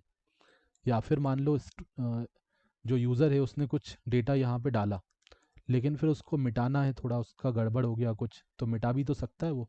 तो ये 2 चीज़ें मुझे आइडेंटिफाई करनी पड़ेंगी, एक तो एंटर और एक बेक स्पेस। जब वो मिटाता है तो वो बेक स्पेस प्रेस करता है ना। तो ये दोनों चीज़ें हमें आइडेंटिफाई करनी है। तो जो भी यूज़र ने कैरेक्टर डाला होगा, इसके अंदर आया होगा, तो उसको मैं चेक करूँगा कहीं वो कैरेक्टर एंटर तो नहीं है। तो मैंने लगाया इफ़ कैरेक्टर इन, और यहाँ पे मैंने एंटर के लिए, एंटर चेक करने के लिए मैंने /r का यूज़ कर लिया। /r का मतलब क्या होता है, इसको कैरेज रिटर्न बोलते हैं, आर को, /r को। ये एक स्केप सीक्वेंस होता है, आपको पता होगा, सी लैंग्वेज में आपने देखा होगा, कैरेज रिटर्न, है ना। कैरेज रिटर्न इसको कहा जाता है, और इसका मतलब एंटर ही होता है। जब आप एंटर की प्रेस करते हो तो इंटरनली वो /r के फॉर्म में जाता है। विंडोज़ के लिए /r यूज़ होता है एंटर के लिए। अगर आप कोई दूसरा ऑपरेटिंग सिस्टम यूज़ कर रहे हो तो वहाँ पे /n यूज़ होता है, जैसे कि लिनक्स, मैकिन्टोश वगैरह में /n यूज़ होता है न्यू लाइन के लिए। सॉरी, न्यू लाइन के लिए नहीं, एंटर के लिए, है ना। न्यू लाइन के लिए तो होता ही है, बट कोडिंग में /n होता है विंडोज़ वगैरह, सॉरी, लिनक्स वगैरह ऑपरेटिंग सिस्टम के लिए, एंड /r होता है विंडोज़ के लिए। ओके, तो हम दोनों चीज़ें चेक कर लेते हैं, या तो /r हो या /n हो, है ना। एंटर की प्रेस करने पे या तो /r मिलेगा विंडोज़ के लिए, या तो /n मिलेगा अदर ऑपरेटिंग सिस्टम के लिए। तो जो भी मिला, तो अगर यूज़र ने एंटर प्रेस किया है तो मुझे आगे पासवर्ड को नहीं लेना है। ठीक है, जस्ट मुझे न्यू लाइन में चले जाना है। तो प्रिंट का काम क्या होता है, या तो प्रिंट करना, और अदरवाइज इसका काम न्यू लाइन में तो ले ही आता है ये। तो ये न्यू लाइन में ले आएगा, कुछ भी प्रिंट नहीं करेगा आगे, और हम फंक्शन को यहीं पे टर्मिनेट कर देंगे, है ना। हम क्या करेंगे, इस इनपुट पासवर्ड फंक्शन को यहीं पे टर्मिनेट करेंगे। यूज़र ने जो भी डाला, जैसे 1 2 3 डाला, एंटर दबा दिया, तो एंटर दबा दिया, तो 1 2 3 ही हमें बस रखना है, बाकी हमें नहीं चाहिए उसके आगे कुछ भी। अगर एंटर प्रेस किया तो यहीं पे आप काम को ख़त्म कर दो। और अगर एंटर प्रेस नहीं किया है तो हो सकता है उसने बेक स्पेस प्रेस किया हो, तो उस केस में मैंने एक और कंडीशन लगा दी एलिफ के थ्रू। ठीक है, इफ़ एलिफ एल्स इस तरीके से हम यूज़ करते हैं मल्टीपल कंडीशन के लिए। तो मैंने लगाया एलिफ, अगर यूज़र ने बेक स्पेस की को प्रेस किया, तो बेक स्पेस के लिए क्या होता है, /b, है ना। बेक स्पेस जब आप कीबोर्ड से दबाओगे तो कैसे उसको आइडेंटिफाई करोगे, स्लेश बी के थ्रू। ठीक है, जैसे यूज़र ने कुछ भी नंबर नंबर या कैरेक्टर जो भी डाला, फिर वो बैक स्पेस से उसको बैक स्पेस प्रेस करता है तो वो कैरेक्टर यहाँ पे गायब होना चाहिए। तो generally internally back space character को गायब नहीं करता है। बैक स्पेस से तो जस्ट क्या होता है, कर्सर पीछे आता है, बट कर्सर पीछे आने के बाद हमें उसको एक स्पेस के फॉर्म में बदलना होता है। तो वो हम कैसे करेंगे वो मैं आपको बताता हूँ। ठीक है, यहाँ पे देखो हमने चेक कर लिया इफ़ पासवर्ड। ठीक है, हमने देखा अगर पासवर्ड के अंदर कुछ भी डेटा है, अगर कुछ भी डेटा है तो हो सकता है शुरू में कुछ ना उसके अंदर नन हो। ठीक है, बट अगर कुछ भी डेटा उसके अंदर है तो अगर बेस, देखो बैक स्पेस तभी काम करेगा ना जब यूज़र ने कुछ डाला होगा। जब कुछ यहाँ पे जैसे कुछ है ही नहीं तो हमारा बैक स्पेस की काम नहीं करेगा आगे, है ना। तो यूज़र ने अगर कुछ एंटर किया है, पहले कुछ कैरेक्टर्स डाले हैं, जैसे हमने डाला ABCD, तो उसके बाद बैक स्पेस का सेंस बनता है। बट अगर कुछ डाला ही नहीं है तो बैक स्पेस का तो कुछ मतलब नहीं है। तो इसीलिए मैंने ये कंडीशन लगा दी। ठीक है, अगर यूज़र ने कुछ भी वैल्यू डाली है तो मुझे उसको मिटाना है, इरेज करना है। बैक स्पेस प्रेस करने पर उसको मुझे इरेज करना है।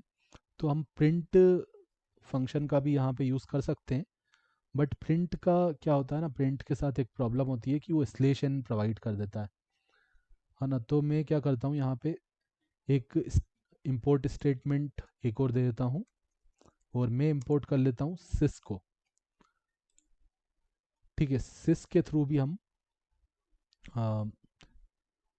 प्रिंट करवा सकते हैं। तो मुझे star print, sorry, back space print करवाना है, प्रिंट नहीं करवाना मुझे, जस्ट कर्सर को पीछे ले जाना है और एक स्पेस प्रिंट करवाना है।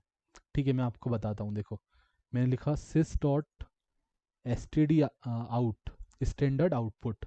ठीक है, सिस मतलब system, system dot standard output dot write, इसके थ्रू भी हम प्रिंट करवा सकते हैं, है ना। मैंने एक प्रोग्राम भी बनाया हुआ है मेरे चैनल पे, आप सर्च कर सकते हो पाइथन में, नंबर ऑफ वेज किस किस किस तरीके से हम प्रिंट करवा सकते हैं। तो उसमें बताया है मैंने 3 तरीके से हम प्रिंट करवा सकते हैं। एक तो ये होता है system dot standard output dot right, और एक प्रिंट होता है, और एक और तरीका मैंने उसमें बताया, वीडियो आप सर्च कर सकते हो मेरे चैनल पे। ओके, तो यहाँ पे मैंने लिखा slash B space slash B. ये बहुत ध्यान से करना, यहाँ पे मैंने एक बीच में स्पेस दिया है ना। ये स्पेस को हल्के में मत लेना, इसका बहुत तगड़ा लॉजिक है। ठीक है, कैसे ये इरेज करेगा मैं आपको बताता हूँ। देखो जैसे मैंने लिखा, कुछ भी मैंने डाला ABC, है ना, मैंने कुछ भी एंटर किया ABC, तो जब मैं स्पेस बैक स्पेस प्रेस करता हूँ तो बैक स्पेस से क्या होता है, हमारा कर्सर एक पोजीशन पीछे आता है ना। वो C हटेगा नहीं, जस्ट हमारा कर्सर पीछे आएगा। कर्सर पीछे आएगा, फिर मैंने, है ना, बैक स्पेस से क्या हुआ, कर्सर पीछे आ गया, यहाँ पे आ गया। फिर मैंने स्पेस दिया, तो जहाँ पे कर्सर होता है ना वहीं से टाइप होना स्टार्ट होता है। तो C की जगह क्या आ गया, एक स्पेस आ गया, है ना। C की जगह ये स्पेस आ गया, और कर्सर फिर से आगे चले गया।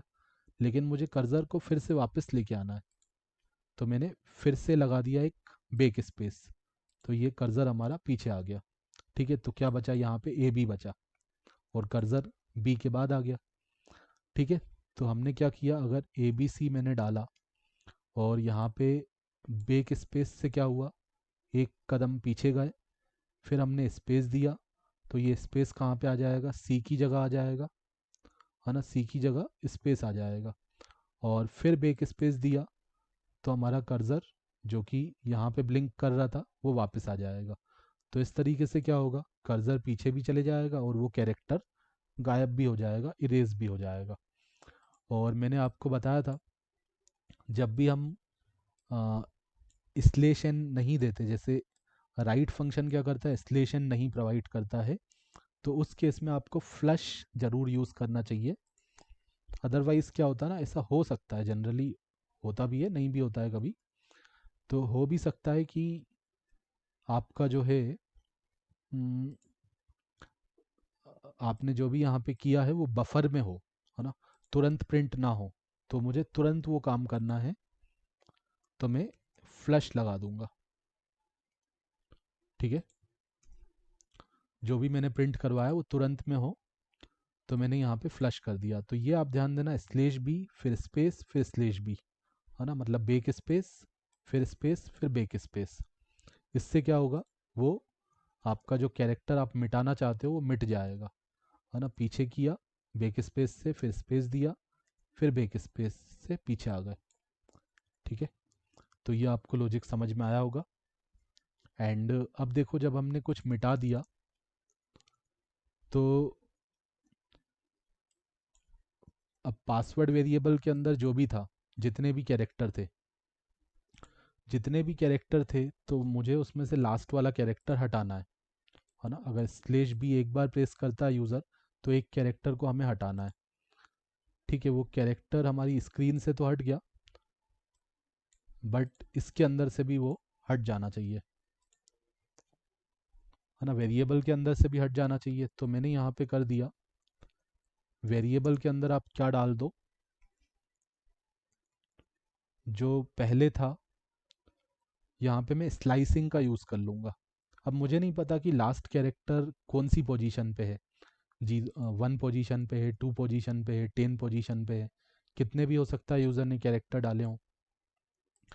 तो मैंने यहाँ पे बता दिया 0 से लेके -1।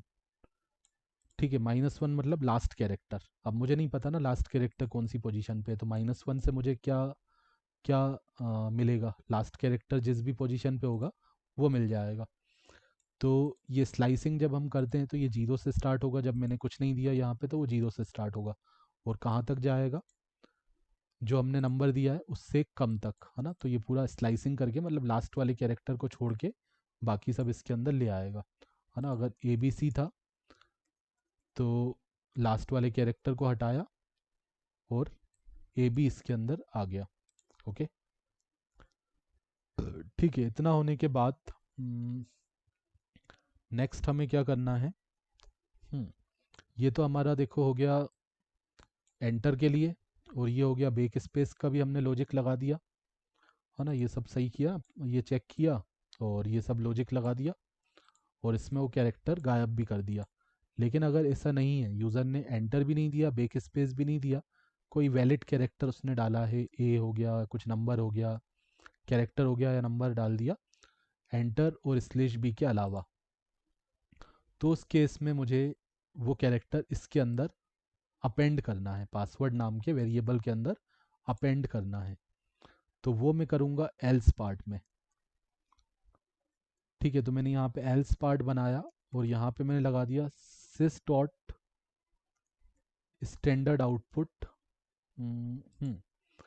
जैसा कि मैंने कहा, अगर यूज़र ने कोई वैलिड कैरेक्टर डाला है या फिर नंबर डाला है, तो मुझे उसकी जगह स्टार को प्रिंट करवाना है। तो मैंने यहाँ पे स्टार को प्रिंट करवा दिया, एंड स्टार प्रिंट करने के बाद मैंने यहाँ पे दे दिया sys dot standard out dot flush. ठीक है, फ्लश जरूर यूज़ कर लेना,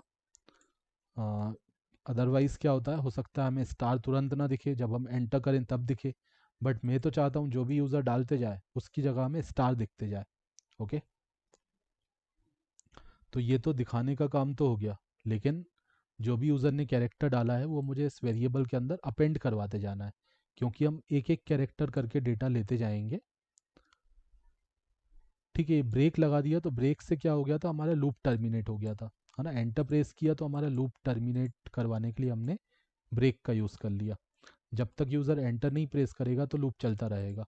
जैसे ही यूज़र ने एंटर प्रेस किया तो हमने क्या किया, ब्रेक से लूप को टर्मिनेट कर दिया, है ना। ओके, और यहाँ पे क्या हुआ, अब ये प्रिंट तो करवा दिया स्टार, लेकिन मुझे उस वेरिएबल के अंदर उसको अपेंड भी करते जाना है। तो मैंने लिखा प्लस इक्वल टू से क्या होता है, जो पहले है वो इसके अंदर रहेगा, और जो नया आप डालते जाओगे वो इसके अंदर अपेंड होते जाएगा, जुड़ते जाएगा। तो एक एक कैरेक्टर हम ले रहे हैं, अगर वो एंटर नहीं होगा, बैक स्पेस नहीं होगा, तो मुझे इसके अंदर वो अपेंड करते जाना है। ठीक है, और फाइनली जितना भी डेटा इसमें आएगा उसको मुझे रिटर्न करवा देना है। तो लूप के बाहर आता हूँ, ध्यान रखना लूप के बाहर आपको लिखना है। ये लूप यहाँ पे था, तो ये लूप के बाहर आए और मुझे यहाँ पे रिटर्न कीवर्ड लगा के उस वेरिएबल में जितना भी डेटा आया, सामने वाले को तो हमने स्टार स्टार दिखाया, बट वो कैरेक्टर इसके अंदर अपेंड होते गए और वो फाइनली जो आया उसको मैंने रिटर्न करवा दिया। तो कहाँ पे रिटर्न होगा, यहाँ पे रिटर्न होगा, और वो हमने इस वेरिएबल के अंदर रिसीव कर लिया। तो यूज़र नेम और पासवर्ड ये दोनों के अंदर मुझे डेटा मिल गया और उसको मैंने क्या कर दिया, इंसर्ट करवा दिया। ओके, इतना हो गया। इतना होने के बाद हम क्या करते हैं, एक और फंक्शन बनाते हैं एडमिन का लॉगिन करवाने का। ठीक है, ये तो पासवर्ड यूज़र का एडमिन का डेटा सेटअप करवाने का काम हो गया, उसका यूज़र नेम पासवर्ड लेने का काम हो गया। अब मुझे लॉगिन भी करवाना है ना, और ये काम एक ही बार होगा क्योंकि मैंने ये कंडीशन लगाई हुई है, तो ये काम हमारा एक ही बार होगा। उसके बाद हम एक फंक्शन बनाएंगे लॉगिन के लिए। ठीक है, तो मैंने एक फंक्शन बनाया डिफाइन एडमिन अंडरस्कोर लॉगिन। ठीक है, ये मैं आपको चला के दिखाऊंगा, अभी थोड़ा सा बन जाए। सबसे पहले वही तरीका, आपको कनेक्शन ओपन करना है एंड कर्सर ऑब्जेक्ट बनाना है, और एग्जीक्यूट की भी ज़रूरत पड़ेगी। ठीक है, तो ये पूरा मैंने कॉपी कर लिया और इसके अंदर डाल दिया। सबसे पहले ये हमने डेटाबेस से कनेक्ट किया, अगर पहले से डेटाबेस एग्जिस्ट करता है तो उसी को यूज़ किया जाएगा, नया नहीं क्रिएट होगा।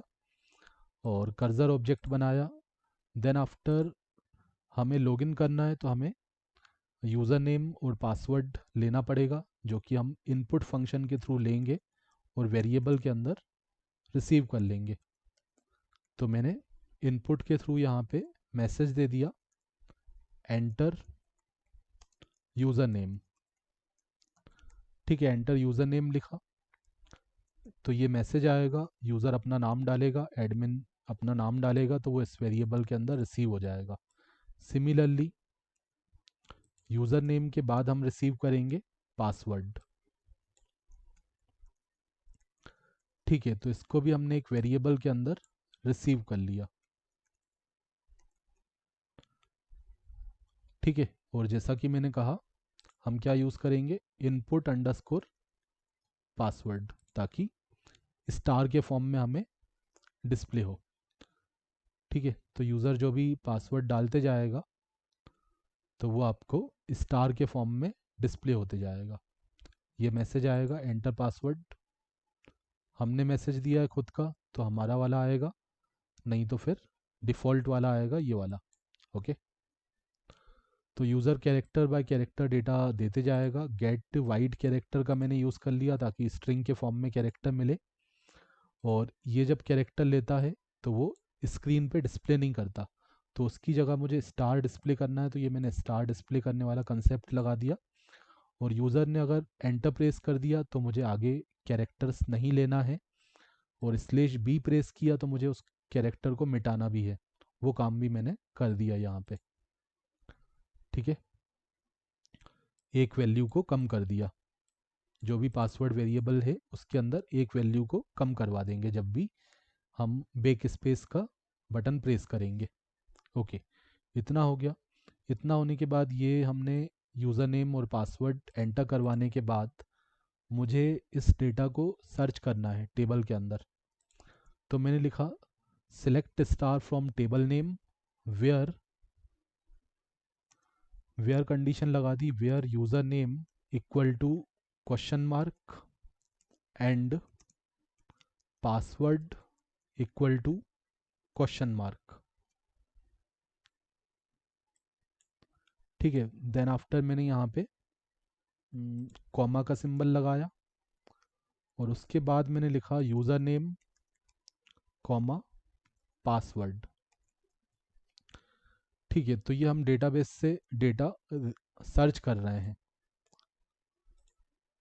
ठीक है, सिलेक्ट स्टार, एडमिन टेबल से सारा डेटा निकाल लो, सभी कॉलम का डेटा निकाल लो, सभी रो का डेटा निकाल लो, लेकिन केवल वही निकालना जहाँ पे आपका यूज़र नेम पासवर्ड मैच होता है। ठीक है, और वेरिएबल के अंदर हमने डेटा मैच करवा लिया। अगर मैच होता है तो हमारे पास डेटा आएगा, और डेटा आया है या नहीं आया है वो हम यहाँ पे निकाल लेंगे। तो डेटा निकाल के मैंने यहाँ पे क्या किया, देखो यहाँ पे डेटा हमारे पास आ गया। डेटा आने के बाद मैंने यहाँ पे कर दिया कर्सर डॉट फैच वन, एक रिकॉर्ड निकालना है मुझे। ठीक है, अब या तो हमें कोई डेटा मिलेगा, अगर यूज़र नेम पासवर्ड सही होगा तो हमें डेटा मिलेगा।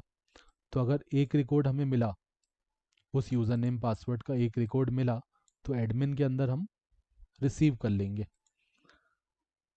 है ना। अगर हमने गलत यूज़र नेम पासवर्ड डाला होगा तो इसके अंदर एडमिन के अंदर कुछ नहीं आएगा। तो एडमिन के अंदर कुछ है या नहीं है वो चेक कर लेंगे। और उससे पहले आप चाहो तो कनेक्शन को यहाँ पे बंद कर लो, आगे कनेक्शन की हमें ज़रूरत नहीं है।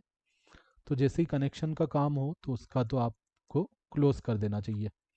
कनेक्शन को क्लोज कर दिया, है ना, डेटाबेस के साथ जो कनेक्शन था उसको बंद कर दिया। डेटा हमारे पास इसके अंदर आया है या नहीं है, नहीं आया है वो हमें पता चल चुका है, उसको बस हमें चेक करना है।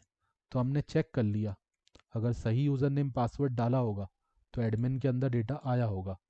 डेटा आया होगा तो इफ़ वाली कंडीशन ट्रू हो जाएगी और हम प्रिंट करवा देंगे, क्या प्रिंट करवा देंगे, लॉगिन सक्सेसफुल। तो मैंने लगाया स्लेशन और प्रिंट करवा दिया लॉगिन सक्सेसफुल। ठीक है, इतना दिखा दिया। और उसके बाद मैंने एक न्यू लाइन दे दिया। ठीक है, और रिटर्न करवा दिया रिटर्न ट्रू।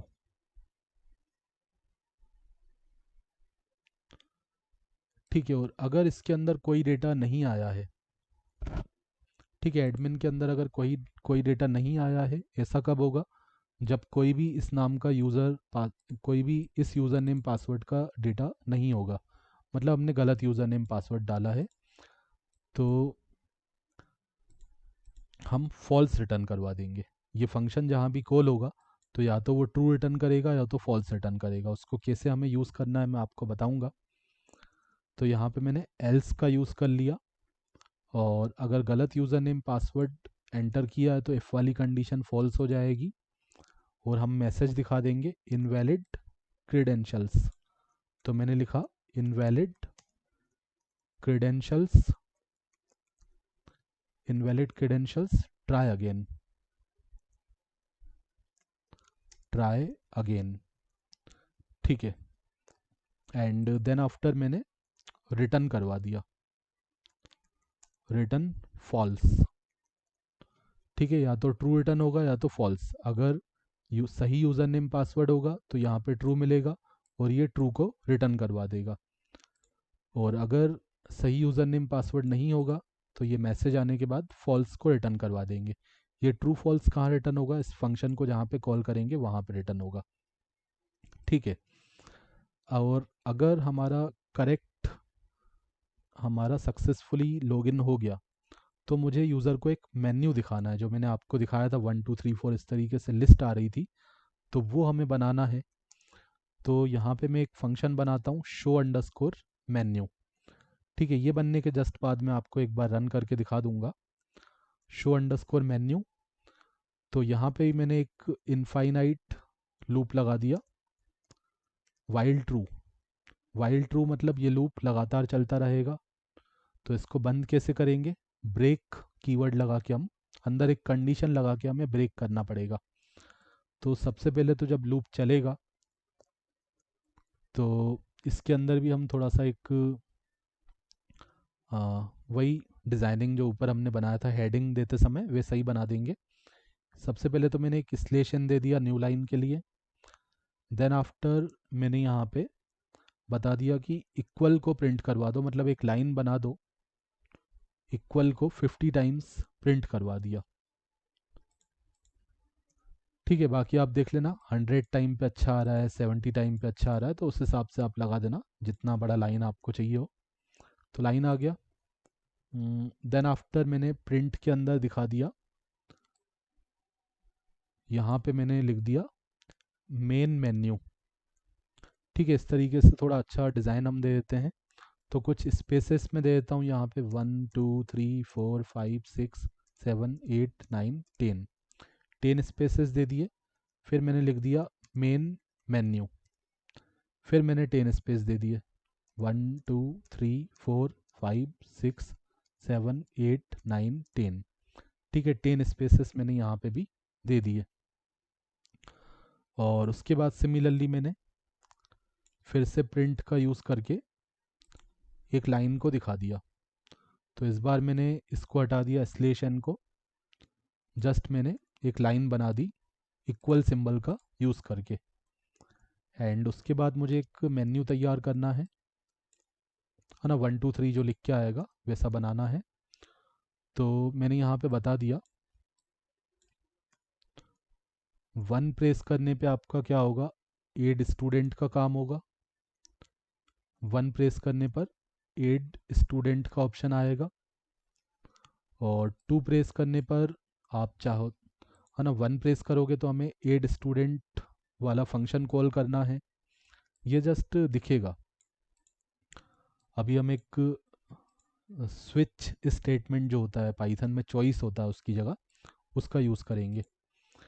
तो देखो ये तो जस्ट प्रिंट करवाने के लिए हो गया, यूज़र की समझ में आए, ताकि 1 प्रेस करने पे स्टूडेंट एड होता है, 2 प्रेस करने पे आप उसको देख सकते हो, स्टूडेंट्स जितने भी होंगे उनको आप व्यू कर सकते हो, मतलब देख सकते हो।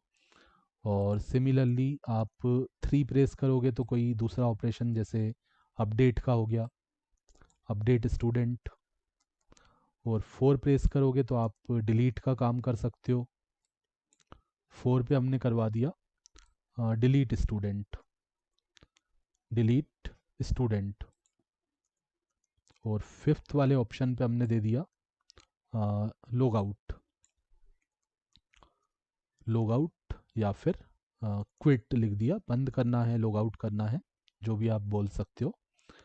ठीक है, 1 2 3 4 5।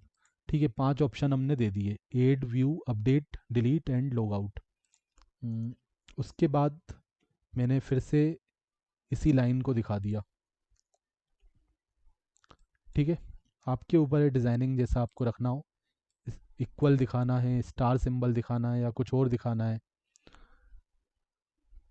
ठीक है, अब यूज़र से हम क्या लेंगे, अभी ये लूप चलता रहेगा, पहली बार चला ये सब पूरा मेन्यू आ गया, मेन्यू आ गया। अब यूज़र से हम उसकी चॉइस लेंगे। तो हमने यहाँ पे इनपुट के थ्रू यूज़र को मैसेज दे दिया, enter your choice, enter your choice. तो यूज़र हमने बता भी दिया कि 1 से 5 के बीच में ही आप नंबर दबाइए, लेकिन हो सकता है यूज़र कुछ दूसरा नंबर डाल दे। 1 से 5 तक हमने तो लिख दिया है, बट यूज़र अगर कुछ दूसरा नंबर डाल देता है तो उसको भी हमें हैंडल करना पड़ेगा। ठीक है, उस केस में हम दिखा सकते हैं कि इनवैलिड चॉइस है आपकी, आप फिर से ट्राई करो। ठीक है, तो हमने यहाँ पे क्या किया, इन सारी चॉइस के हिसाब से 1 2 3 4 5 जो भी यूज़र डालेगा तो उसको हम चेक कर लेंगे। सिंपली हमने इफ़ कंडीशन लगा दी, इफ़ एलिफ का यूज़ कर लेंगे, जैसे हम स्विच का यूज़ करते हैं ना, तो यहाँ सिंपली हम इफ़ एलिफ एल्स का ही यूज़ कर लेंगे। तो हमने देखा चॉइस नाम का वेरिएबल के अंदर अगर 1 है ना, स्ट्रिंग टाइप का रहेगा, इनपुट से हमें स्ट्रिंग टाइप का डेटा मिलता है, तो स्ट्रिंग टाइप का जो 1 मिलेगा, तो इसीलिए मैंने डबल कोट्स लगाए हैं। ठीक है, अगर 1 होगा तो मुझे स्टूडेंट को ऐड करवाने वाले फंक्शन को कॉल करना है। ये फंक्शन अभी हमने बनाया नहीं है, इसीलिए येलो लाइन आ रही है। और सिमिलरली सारी कंडीशन को चेक कर लो, यहाँ पे मैंने लगा दिया एलिफ। मल्टीपल कंडीशन लगानी है तो आप इस तरीके से इफ़ एलिफ का यूज़ करते हो, जिसको हम एल्सिफ भी बोलते हैं। है ना। लिखते पाइथन में एलिफ हैं बट होता वो एल्सिफ है एक तरीके से। अगर पहली कंडीशन गलत होती है तो दूसरी चेक की जाएगी। चॉइस की वैल्यू अगर 2 है तो हमें व्यू स्टूडेंट नाम का फंक्शन कॉल करना है। व्यू स्टूडेंट्स इस नाम के फंक्शन को हम कॉल करेंगे। और अगर ऐसा नहीं है तो हम और नीचे चेक करेंगे क्या चॉइस की वैल्यू 3 है। अगर 3 होगी तो हमें अपडेट स्टूडेंट को कॉल करना है, अपडेट स्टूडेंट।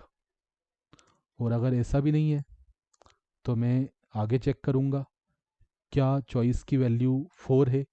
अगर 4 होगी तो मुझे डिलीट स्टूडेंट नाम के फंक्शन को कॉल करना है। ठीक है। एंड लास्ट वाला क्या था, ब्रेक करने के लिए जो हमारा रहेगा फंक्शन, लूप को ख़त्म भी तो करना है। तो लास्ट में हम लगा देंगे एल्स। एल्स नहीं, यहाँ पे भी एलिफ ही आ जाएगा। यहाँ पे हमने लगा दिया 5। अगर चॉइस की वैल्यू 5 है तो मुझे कोई फंक्शन नहीं कॉल करना, मतलब एक प्री डिफाइंड फंक्शन कॉल कर देंगे प्रिंट नाम का, जो कि हमें मैसेज दे देगा लॉग आउट सक्सेसफुल, या फिर हमने लिख दिया लॉगिंग आउट, ऐसा दिखा दिया लॉगिंग आउट गुड बाय। ठीक है, ये मैसेज आएगा। एंड देन आफ्टर हमने स्लेश एन से न्यू लाइन दे दिया। ओके, एंड इसी का काम है लूप को ख़त्म करना। लूप को ख़त्म करने के लिए हमने ब्रेक लगा दिया और लास्ट में एक और कंडीशन लगा दी। कंडीशन तो नहीं लगाई, जस्ट हमने एल्स वाला पार्ट दे दिया। तो एल्स कब चलता है, जब सारी कंडीशन गलत हो जाती हैं। यहाँ पे चेक करेंगे, अगर यूज़र ने 1 प्रेस किया तो एड स्टूडेंट वाला फंक्शन चलेगा। अगर 1 नहीं होगा तो आगे चेक करेंगे, 2 है तो ये फंक्शन चला दो, 2 भी नहीं है तो ये चेक करेंगे, मतलब इनमें से कोई एक चलेगा एक बार में। और अगर सारी कंडीशन गलत हो जाती हैं, यूज़र ने 1 2 3 4 5 के अलावा ही कुछ डाल दिया, 7 डाल दिया, 10 डाल दिया, 20 डाल दिया, तो इन सब के अलावा अगर कुछ डाल दिया तो एल्स वाला पार्ट तो चलेगा ही चलेगा, है ना। जब ऊपर वाली कोई कंडीशन नहीं चलेगी तो एल्स वाली कंडीशन चलेगी। एंड उसके अंदर हमने प्रिंट करवा दिया सिंगल कोट्स या डबल कोट्स के अंदर। मैंने यहाँ पे पहले तो स्लेशन दे दिया एंड लिख दिया invalid choice, invalid choice please enter, please enter a valid option. Okay, तो अब ये सारे फंक्शन पे जो रेड लाइन आ रही है तो मैं इन सबको अभी बना के, मतलब इनको बना लेता हूँ मैं, पूरा डिफाइन नहीं करता हूँ, जस्ट मैं अभी पास स्टेटमेंट इसके अंदर प्रोवाइड कर देता हूँ, डिफाइन। एंड उसके बाद मैंने इसके अंदर जस्ट क्या दे दिया, पास स्टेटमेंट दे दिया। अभी जैसे जैसे मैं बनाते जाऊँगा, ठीक है, अभी एटलीस्ट यहाँ से इधर हट जाए तो मैं आपको एक बार रन करके थोड़ा सा दिखा पाऊँ। एड स्टूडेंट था, दूसरा था व्यू स्टूडेंट, व्यू स्टूडेंट्स था, और तीसरा था हमारा अपडेट वाला। ठीक है, पास से क्या होगा, एटलीस्ट उसको ब्लैंक नहीं छोड़ सकते, तो हम ऐसे ही कुछ भी ना जब करते हैं तो उसमें पास एक, आप समझ सकते हो, प्लेस होल्डर मान लो, ऐसा कुछ मान लो। ठीक है, उसकी जगह हम आगे इम्प्लीमेंटेशन करने वाले हैं। अभी हम इम्प्लीमेंटेशन हमने उसका नहीं किया है, तो बॉडी में अभी हमने पास डाल दिया, मतलब बाद में हम उसका इम्प्लीमेंटेशन करेंगे। तो अपडेट स्टूडेंट लिख दिया, देन आफ्टर हमने लिख दिया डिलीट स्टूडेंट। ठीक है, तो ये सारे फंक्शन हो गए, 1 2 3 4, 4 ऑपरेशन करवाने हैं हमें। लॉग आउट के लिए तो अपने आप हो जाएगा ब्रेक से। ओके, तो अब मैं आपको इसको रन करने के लिए क्या करता हूँ, ये सब मैंने सही किया है। फंक्शन के नाम अगर सही होंगे तो यहाँ पे ये रेड लाइन हट, येलो लाइन सबकी हट गई। ओके, अब वापस आते हैं यहाँ मेन फंक्शन पे। मेन फंक्शन ने देखो सबसे पहले क्या किया, स्क्रीन को क्लियर किया एंड उसके बाद हमें हेडिंग दिखा दिया। एंड उसके बाद हमारा काम है हेडिंग दिखाने के बाद हमारा काम है, अगर एडमिन नहीं होगा तो हमें एडमिन को क्रिएट करना है, और वो काम हमने इस फंक्शन के अंदर किया था। तो हमारा जो तीसरा फंक्शन कॉल होगा वो ये वाला होगा। ठीक है, पहले स्क्रीन क्लियर होगी, फिर हेडिंग आएगी स्टूडेंट मैनेजमेंट सिस्टम। फिर हमारे पास अगर एडमिन नहीं होगा तो इसका काम है एडमिन को क्रिएट करना। एडमिन होगा तो ये फंक्शन कुछ नहीं करेगा, वो कंडीशन हमने ऊपर ही लगा दी थी। और अगर एडमिन पहले से बना हुआ है तो हमें लॉगिन करवाना है। तो यहाँ पे भी मैंने एक इनफाइनाइट लूप लगा लिया, क्योंकि देखो हमें जब यूज़र का नाम और पासवर्ड हम लेंगे तो हो सकता है यूज़र एक बार में सही डेटा ना प्रोवाइड करे, तो हमें उसको एक मैसेज देना है कि आपने जो डेटा दिया है वो गलत है, आप फिर से एंटर करो। फिर से यूज़र नाम और पासवर्ड को डालेगा, फिर गलत होगा तो फिर मैसेज आएगा, मतलब कंटिन्यू ऐसा मैसेज आएगा। जब तक हम गलत डेटा प्रोवाइड करते रहेंगे तब तक हमें इस लूप को टर्मिनेट नहीं करना है। ठीक है, तो मैंने यहाँ पे कंडीशन लगा दी, इफ़ एडमिन अंडरस्कोर लॉगिन। ठीक है, अब इफ़ के अंदर अगर मुझे ट्रू मिलेगा, ये क्या है, ये वो वाला फंक्शन है जो हमने ऊपर बनाया था लॉगिन के लिए। मैं आपको दिखाता हूँ, ये एडमिन लॉगिन का फंक्शन था, और ये हमें या तो ट्रू देता है या तो फॉल्स देता है। ठीक है, अगर सक्सेसफुल लॉगिन होता है तो ट्रू देगा, नहीं होता है तो फॉल्स देगा। अगर सही यूज़र नेम पासवर्ड होगा तो ट्रू देगा, अदरवाइज फॉल्स देगा। तो यहाँ पे या तो ट्रू मिलेगा या तो फॉल्स मिलेगा उस फंक्शन के थ्रू। और इफ़ के अंदर जब ट्रू मिलता है तो इफ़ वाला बॉडी एग्जीक्यूट होता है। तो इफ़ क्या करेगा, ब्रेक कर देगा, मतलब लूप को टर्मिनेट कर देगा। और अगर जब तक हमने सही यूज़र पासवर्ड नहीं दिया तो ये लूप चलता रहेगा। ठीक है, वो लॉगिन हो गया तो ब्रेक तो करना है, लूप तो टर्मिनेट करना है, बट उससे पहले हमें शो मेन्यू को कॉल करना है। शो मेन्यू को कॉल करेंगे तो हमारे पास ये पूरा इस तरीके से मेन्यू आ जाएगा 1 2 3 4 5। ठीक है, अब इसको एक बार चला के देख लेते हैं। ठीक है, तो मैं जाता हूँ यहाँ पे और CMD लिख के मैं एंटर करता हूँ। अब देखो मैंने डेटाबेस में कोई जो है यूज़र नेम पासवर्ड, मतलब कोई एडमिन नहीं क्रिएट किया, तो मुझे एडमिन क्रिएट करने का ऑप्शन पहली बार मिलना चाहिए। तो मैंने लिखा पाइथन, देन आफ्टर फाइल का नाम student management dot P Y.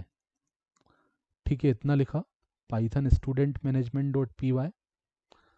तो ये देखो, ये पहली बार, क्योंकि अभी हमारे डेटाबेस में कोई एडमिन नहीं एग्जिस्ट करता है, तो ये एडमिन क्रिएट करने का ऑप्शन मुझे यहाँ पे डिस्प्ले हो रहा है। तो मैंने कुछ भी नाम दे दिया, एंटर प्रेस किया, और देखो ये स्टार के फॉर्म में भी आ रहा है, तो ये काम भी हमारा सही हो गया। तो ये पहली बार तो हमें एडमिन क्रिएट करने का ऑप्शन आ गया, उसके बाद हमें सीधे लॉगिन का ऑप्शन आ रहा है।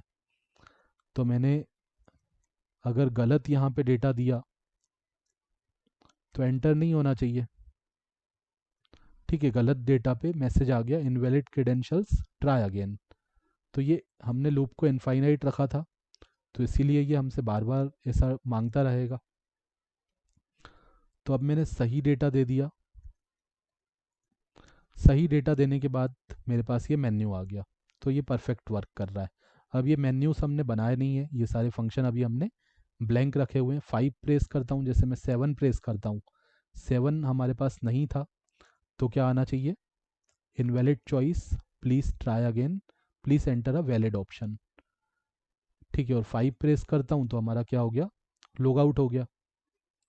ओके, अब एक एक करके हम इन फंक्शंस को इम्प्लीमेंट करते जाएंगे। ठीक है, एक एक करके हम स्टूडेंट को ऐड करेंगे, व्यू करेंगे, अपडेट और डिलीट करेंगे। तो ये हम करते हैं नेक्स्ट वीडियो लेक्चर में। Thanks for watching.